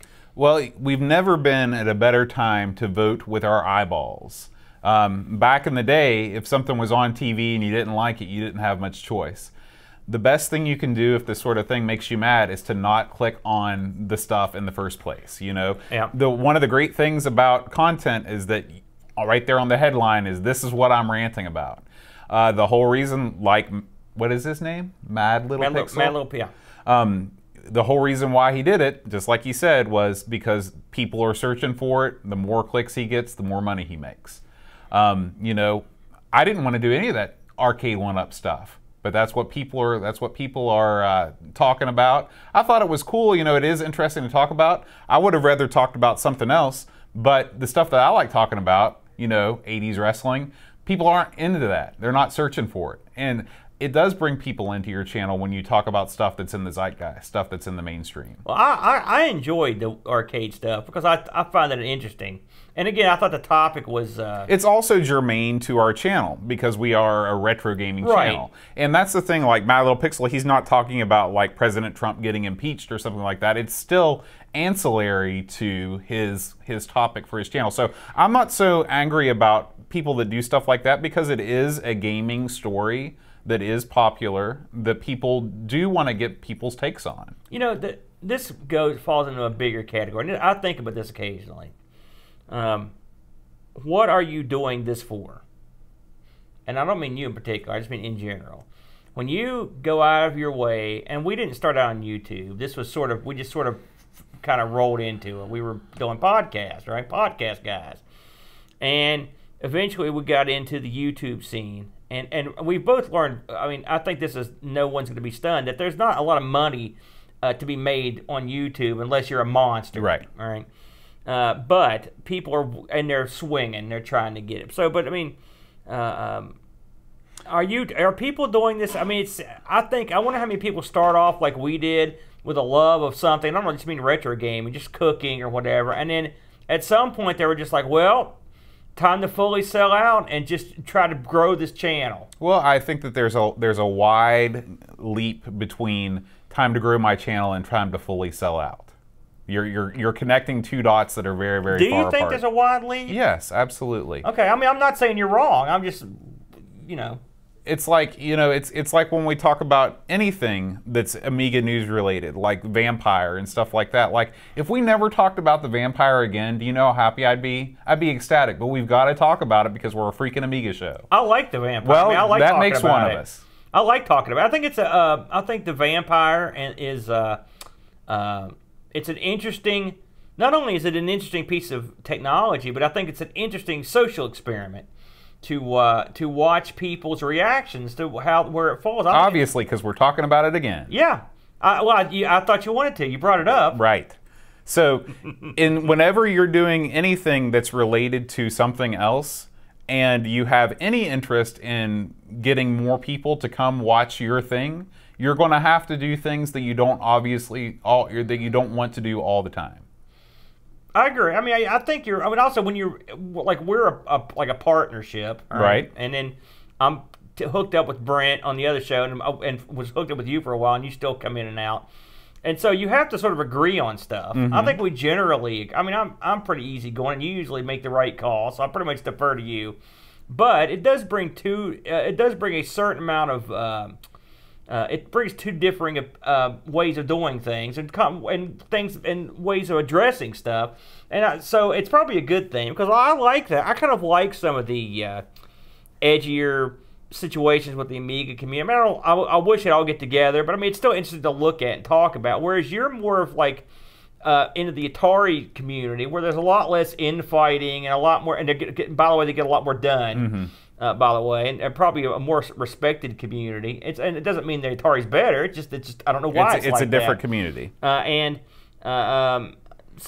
we have a little bit of each one. In truth be told, it's a much smaller community. I mean, really, yeah. Well, I would think the Atari community was bigger. No freaking way. The Amiga sold so many more units than the Atari. The Amiga was out for so much longer than the Atari. I mean, it was relevant for so much longer than the Atari was. The Atari, I mean, it was out more recently and more. Well, no. Like the Atari came out in 1978, right. And its heyday was pretty much 78 to 85. Right. Okay. The ST and the Amiga came out in 85. Right. The Amiga was relevant from 85 to 95. It's like 10 years, 85 to 94 if you want to say when Commodore went out of business. But it was really even relevant beyond that. And over that time period, it sold so many because it was such a bigger thing in more countries. I mean, computers in general, the Amiga did have the advantage of coming out later in the life cycle of the home computer. But yeah, I mean, almost everything outsold the Atari. I mean, it's sort of the consensus, at least among the Atari community, that the Atari was the best, least successful of the major Atari or the major 8-bit platforms, that being C64, Apple II, and Atari. I'm not saying you're wrong. But it does surprise me because it seems like the Atari guys that in the forums and that group. And they do a lot of hardware, they do a lot of software, they do a lot of projects, and they are quoted a lot, and they're linked a lot. It seems like they have been around forever, and it seems like they're vast. I never really thought of the Amiga community as being vast. And I think some of it might have to do with the fact that the 8-bit systems are easier for more people to get into and really do programming for. Like I did a little demo on the Atari 8-bit. Like I programmed it. I could never do anything remotely close to that on the Amiga. Yeah, I mean, I think it's two different sides of the same coin for sure. But the Amiga side. The Atari side just seems, and maybe the smallness is part of it. Maybe it's easier to get organized, and you've weeded out some of the goofballs that are going to disrupt the community. You also have fewer. Well, I don't know. It'd be kind of interesting because I was going to say you have fewer hardware internal modifications that you're dealing with because you got the AC or the AGA and the OCS-ESIS. You can't make one for the you don't have compatibility across the board, but with the Atari computers, you're really limited not so much through the processor, but the amount of RAM that came with each model. So. And again, I'm not here to crucify the Amiga community. A fine bunch, always been nice to me, by the way. But do you think if a vampire style gimmick came out for the Atari, I don't know, and let's say this is nutty, it's never happened. Let's say an Atari FPGA thing came out to let the 400, 800, the 800 XL play ST games. It's something wacky like that. Do you think there would be a rift in the Atari community like there is in the Amiga? I'm trying to think of something. That's a great question. It's so wacky that you almost can't even imagine it because a lot of the demo, like the high-end demos that are appearing on the Atari 8-bit are almost sort of like mini vampires in themselves, where you have this demo running off a cartridge where the cartridge has a processor on the cartridge, and all it's doing is tapping into the video output of the Atari system itself. So there already are vampire-like things that are happening, but nobody really cares. Really? Do you think it's just nice me people using it and they don't? It's not that big a deal because I'm telling you, you can't bring up. If I went to the Amiga Facebook group and just posted something that said basically like the vampire's great, you would have 200 people chiming on, and they do it every time. I think it's part of it has to do with the fact that the vampire is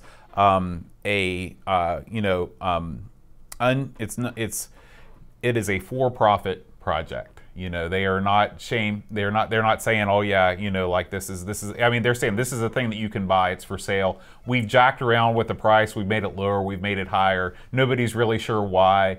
That plays a lot into it. When it's somebody doing a fan project like this Atari thing I was talking about, they're not out there trying to sell it to unsuspecting buyers. So there's not a lot of people out there trying to make a buck. I mean, there are people that are selling like homebrew software, right? But I think that that's a different level of play than selling something that costs $400 or $500. Because it's funny. Edition. Along these lines, we didn't mention this in the news, but I read an article this week or saw a headline, and it was something to the effect that the outfit that was making that really slick-looking Amiga game front end. That a while back, and we actually covered it. They had shut down their project effectively, and apparently part of it was over problems with one of the Amiga rights holders, whichever one, you take your pick. I'd heard they were at least in negotiations with Calanto, so I don't want to finger Calanto. And again, did you hear about this? Again, it's because they wanted to sell it. Right. And and that's really when you're trying to sell a product based on something that you don't actually own, then you've got problems. Does Atari have the same sort of issue with because Atari didn't really have a Kickstart? Right. You don't have that problem because Atari doesn't have a Kickstart. It's the BIOS that's built into the machine. One would wonder, we've mentioned this before, when you come up with these nutty devices, just like the new Kickstart that came out that ended up getting taken off the market. Is there enough users to warrant this amount of angling for profit? I mean, how much profit are you going to make off this stuff? It just makes me wonder. I just watched an excellent documentary on the I think it's is it the Vega or what the ZX Spectrum handheld that came out, and it was just a disaster. It was very good. It was like an hour and a half long. And he went into all the trouble these guys got into and how much money they owed for this thing. And really, they had so few backers. And it made me think about the Amiga. How many people are out there that will buy this stuff? Is it worth even all the trouble? Well, and that's part of the reason why I think it's expensive, is because they want to recoup not only their material costs, but the cost that they spent putting it together, developing the product and all that stuff. And because they're not going to be able to sell this to every person on the street, they have to make the profit. You have to charge more when the volume is lower, and that pisses the people that want to buy it off, because they think, well, all this is this. Why should it cost this much? I was listening. Was it the Spectrum Next? I actually wanted to mention this to you real quick. We got time. Oh yeah. I was listening to Retro Gaming Roundup last week, and there's a fellow on there does a show called Dinosaur Pie. He's a graphics guy. I wish I could remember his name right off the top of my head. He's usually pissed off about stuff. I don't necessarily think he's the best guy, but apparently he was a guy that did a lot of good art. He had some interesting topic slants. But he got into talking about the audience that will be available for the Spectrum Next when it finally ships. It's another project that's been besieged with delay after delay, and it was supposed to be out already. It still hasn't been. It's supposed to be out this time last year or whatever. And he boiled down the amount of backers this thing had, and how many people had pre-ordered, and how many of those had pre-ordered 2 of them, and he tried to grind it down to real numbers. And the real numbers that he came up with were startlingly low. And he were talking about a second run of these, perhaps, if you had enough people. And even with that run, the numbers were very low. I mean, when I say low, I'm talking under 5,000. You know. And he got and so it got me to thinking, what are in the real world, because you've got a lot of people are making commercial games for this thing right now. I hear about it a lot on this show and others. How many of these people are going to make dime one off this stuff, and how much money is there to be made? And I'm not saying stop right now, don't do it, because I'm sure some of it's a labor of love or whatever. But if you're looking to turn a nickel in the retro community, especially a community like, say, the Amiga, where pretty much all the games have been up for grabs for decades, you're looking at an uphill battle, aren't you? I mean, some of these guys are doing it. They're putting out games with new boxes and stuff. Right. I think that you hit the nail on the head. One, software is vastly cheaper to produce than hardware, so your upfront costs aren't there. Number 2, you can sell a game based on the packaging. You can say, and order the deluxe edition that's got the clamshell case or the steelbook or whatever, and people like that stuff. People like having something to put on their shelf. And you can keep the cost down. I think that people realize that if you can sell a new game for under $20, you're going to be able to please your fans because you're selling it for not too much, and 2, your manufacturing costs are going to be low because you're making either a floppy disk or a game. It's just not a lot to it. Right. And so you're going to be able to make some money. Now, nobody's getting rich, going to retire making homebrew games, but it's a way to make back some of the money that you spend doing something you love, not unlike the show that we're on right now. It'll be interesting when the next, let's assume the next does ship at some point, because I'm telling you, after watching this other thing, I would be worried, because this is quite a tale. Now, okay. I just want to make sure, because I get confused a lot. Okay. The Vega is the handheld. That's right. The Next is the thing that looks like a Spectrum, except it's got a proper keyboard and like modern inputs. That's right. That's okay. right. That's right. Okay. And I think it's the Vega. It's whatever the one is that they sent out that had all the hand painted buttons and everything. Assuming the Next ships, and I think it will.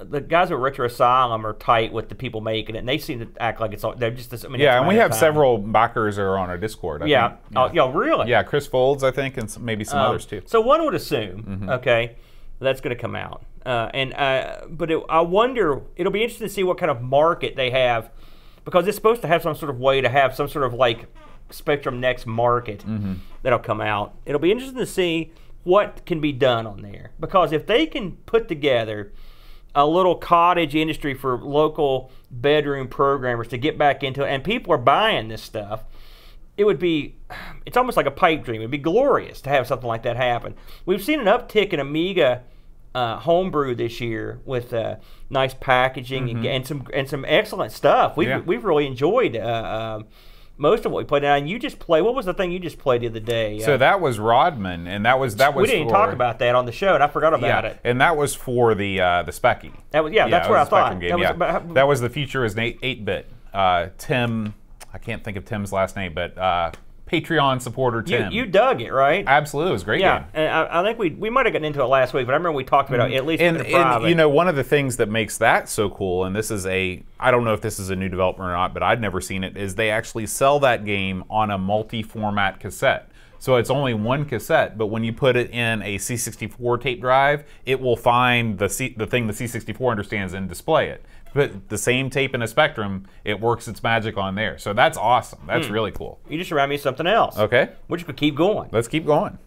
I was looking at YouTube last night, and they've released a new update for the C64 Mini. I'm turning the corner on the Mini. Okay. I'll be honest with you.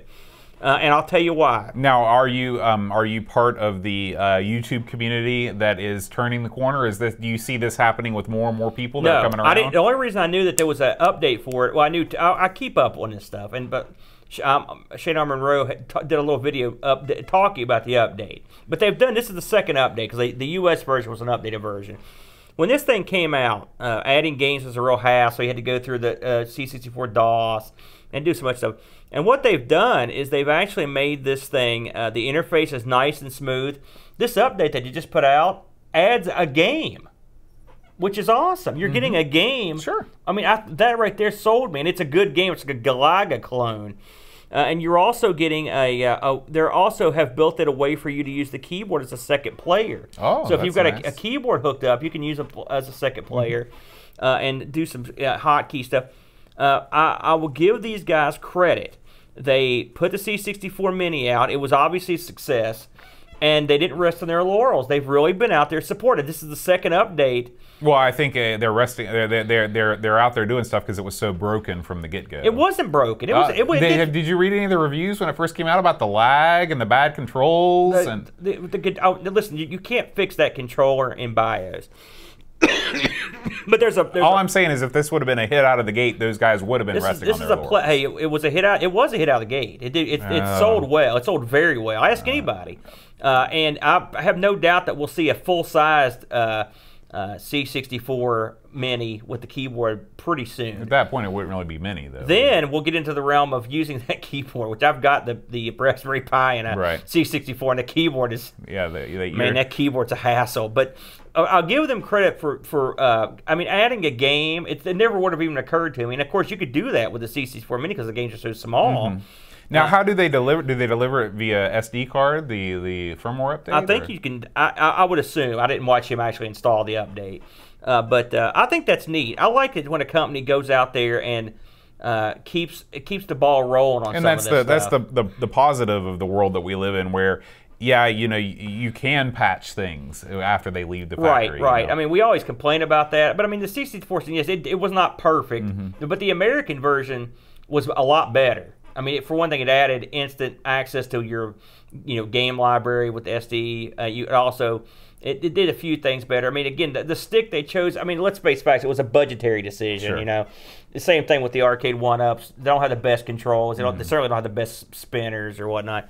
But it's nice to see them keep the ball rolling, and I think they've made enough money. I mean, that's clearly that was a unmitigated success, and I have no doubt that they're going to come back with something even better. I would like to see a full-size C64. I mean, I am into vintage computers that have usable keyboards. If the Amiga ever came out with something like that, I'd be all over it. An Amiga 500 or 600 looking thing with an HDMI out and an SD card slot. I'm in business. One thing, and I'll get more into this on the show. We can close with this. Speaking of the minis, last year I wholeheartedly predicted that we would see an Amiga Mini in the future. I didn't know if it would be this year. I won't predict it again because what we've seen this year from big business Amiga is that they can't play well together. Right. And so unless Coloanto goes out, for example, and actually physically get somebody in Hong Kong or something to make these things, and then slaps the name on it and puts them out there, I don't think they can play. I don't think they can get along well enough to put up a darn thing. I agree with you. And that's And I think the C64 is a shining example that an Amiga Mini, not necessarily here, but in the UK and Europe, I think you would move some. I mean, if the Neo Geo got one, there's no reason the Amiga can't get one. And the Amiga was far more popular in the UK and Europe than the Neo Geo. Not over here, but over there. Yeah, I just think it has to do with multiple companies owning different parts of the well, whole. I think I was thinking about it. There's enough Amiga software that's been released into the public domain where you could put together a pretty nice setup. If you go out and look, we've covered a bunch of stuff where they just gave away the code.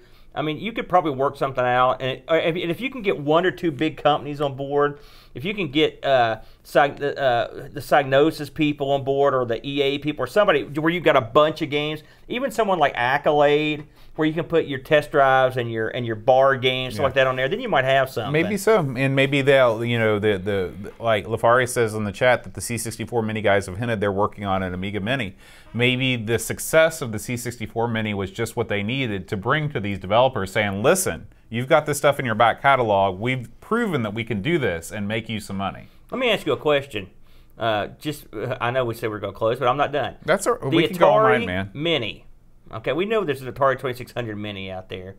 You mean like the flashback? Yeah. Okay. And is there any legs for something?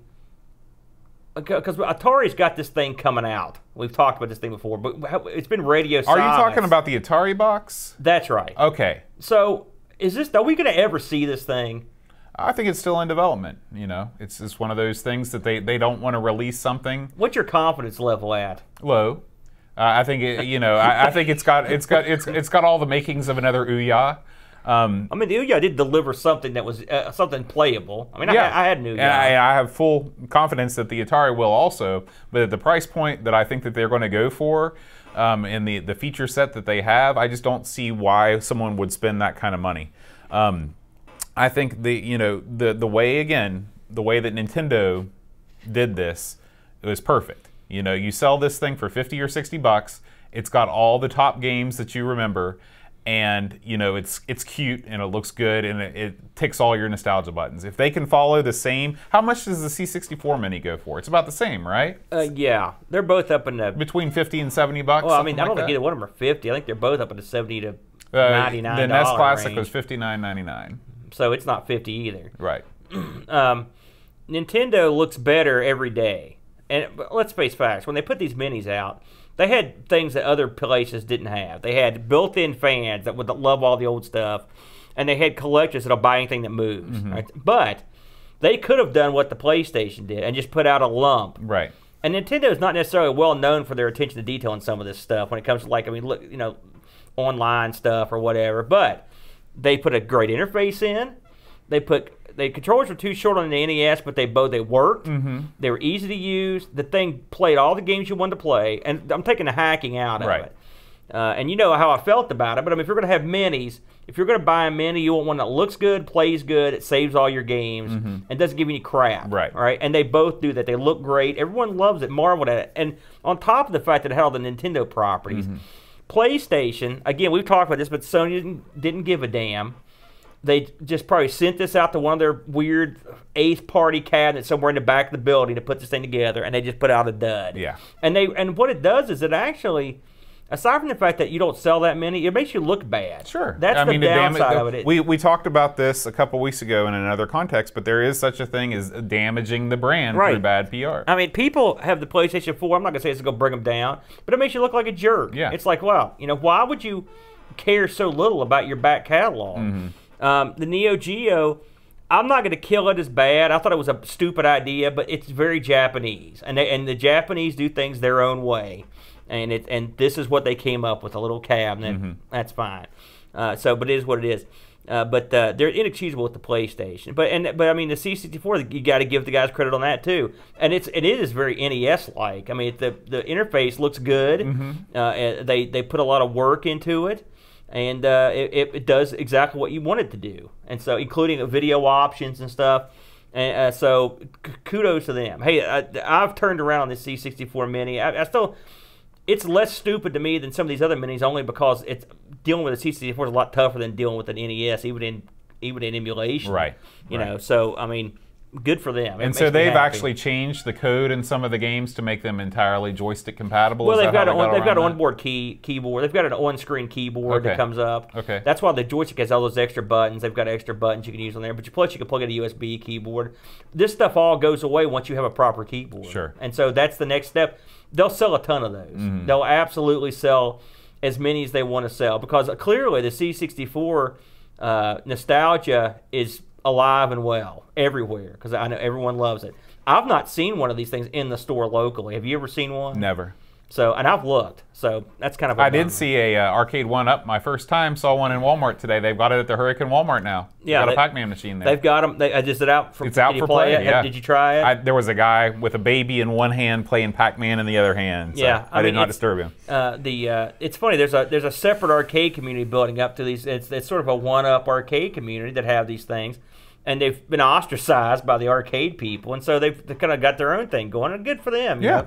I think with proper modification and care, and they seem to be doing the right thing. You know, again because they made some mistakes out of the gate, but like selling the or giving away the plexiglass cover to people who had the sort of bad, control panel paint and stuff like that. So I mean, and I hope they continue. I want to see as long as it doesn't interfere with my ability to play MAME games on my MAME cabinet totally illegally. Yeah. I want to see the arcade scene thrive. I want to see 1 million of these arcade one-up cabs. I want to see a Mr. Do one. I'd buy one, at the right price with all the Mr. Do games on it, looking cool. Oh man, the problem is you've got horizontal. Well, I know it's not a problem for you, but you've got horizontal and vertical Mr. Do's in there. That much said.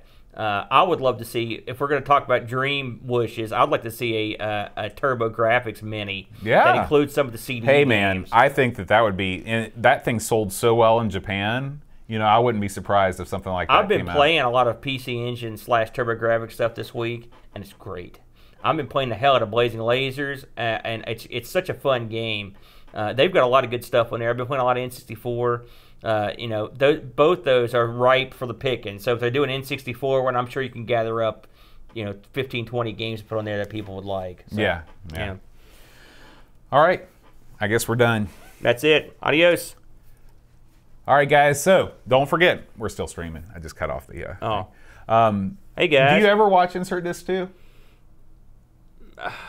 It's okay if you don't. I never watch anything. I just have to edit. I'll listen to it. I'll listen to it sometimes. I always feel weird. We never end on audios. I always just the last point that you make. I just cut it there. Why? Don't you want to have a proper outro? No, because most shows don't do that. Only the really hokey ones do. Well, yeah, we don't want to be hokey. Yeah. Give me a break. I'm going to ignore that. But anyway, next week. Everyone that's in the chat, please come join us. I want to take some live calls during the show too, and some Lord, some Happy New Year greetings from around the world. Tell us about New Year's. What do you do on New Year's Eve in all your different countries and stuff? I want to hear about how you're boozing it up. Of course, it won't actually be New Year's when we tape this episode, but you can booze it up early on the show, and so. Yeah, I just wanted to let you all know since you guys are awesome. Hey, since LaFarius is in here, check out his show. I always enjoy it, and he's got something real interesting cooking. He's been looking into Little Devil. He just did the Addams Family. Yeah, I saw. I know you were dying. Good man, LaFarius. Hey, I want to take, since we've got a few people left in the chat. Thanks everybody for turning up. Those that you sent stuff, we appreciate it. Everybody coming in to hang out. We're just a couple goofballs doing our little show. It's very gratifying, isn't it? And when you said we've been on the air December, the 4th show, it really hit me. How many of these things we've done. Yeah. And it's great. And we really do appreciate everybody coming around.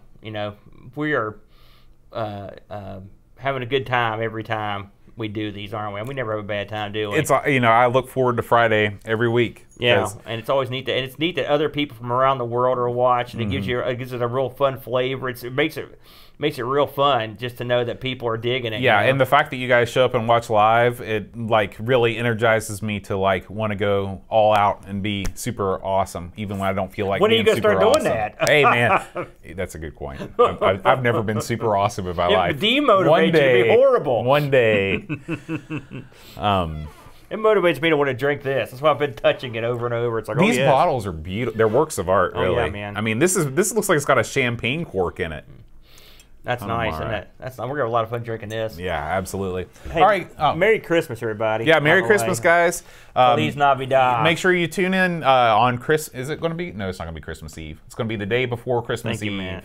For ARG. But you guys are going to be festive, right? We're going to be on 9 a.m. Sunday, 9 Eastern. We're doing game gear, but I'm going to festify it up a little bit. You're going to come over for this? I want to be over. Okay, that'll be great. All right, guys. See you later. Bye, guys. Merry Christmas.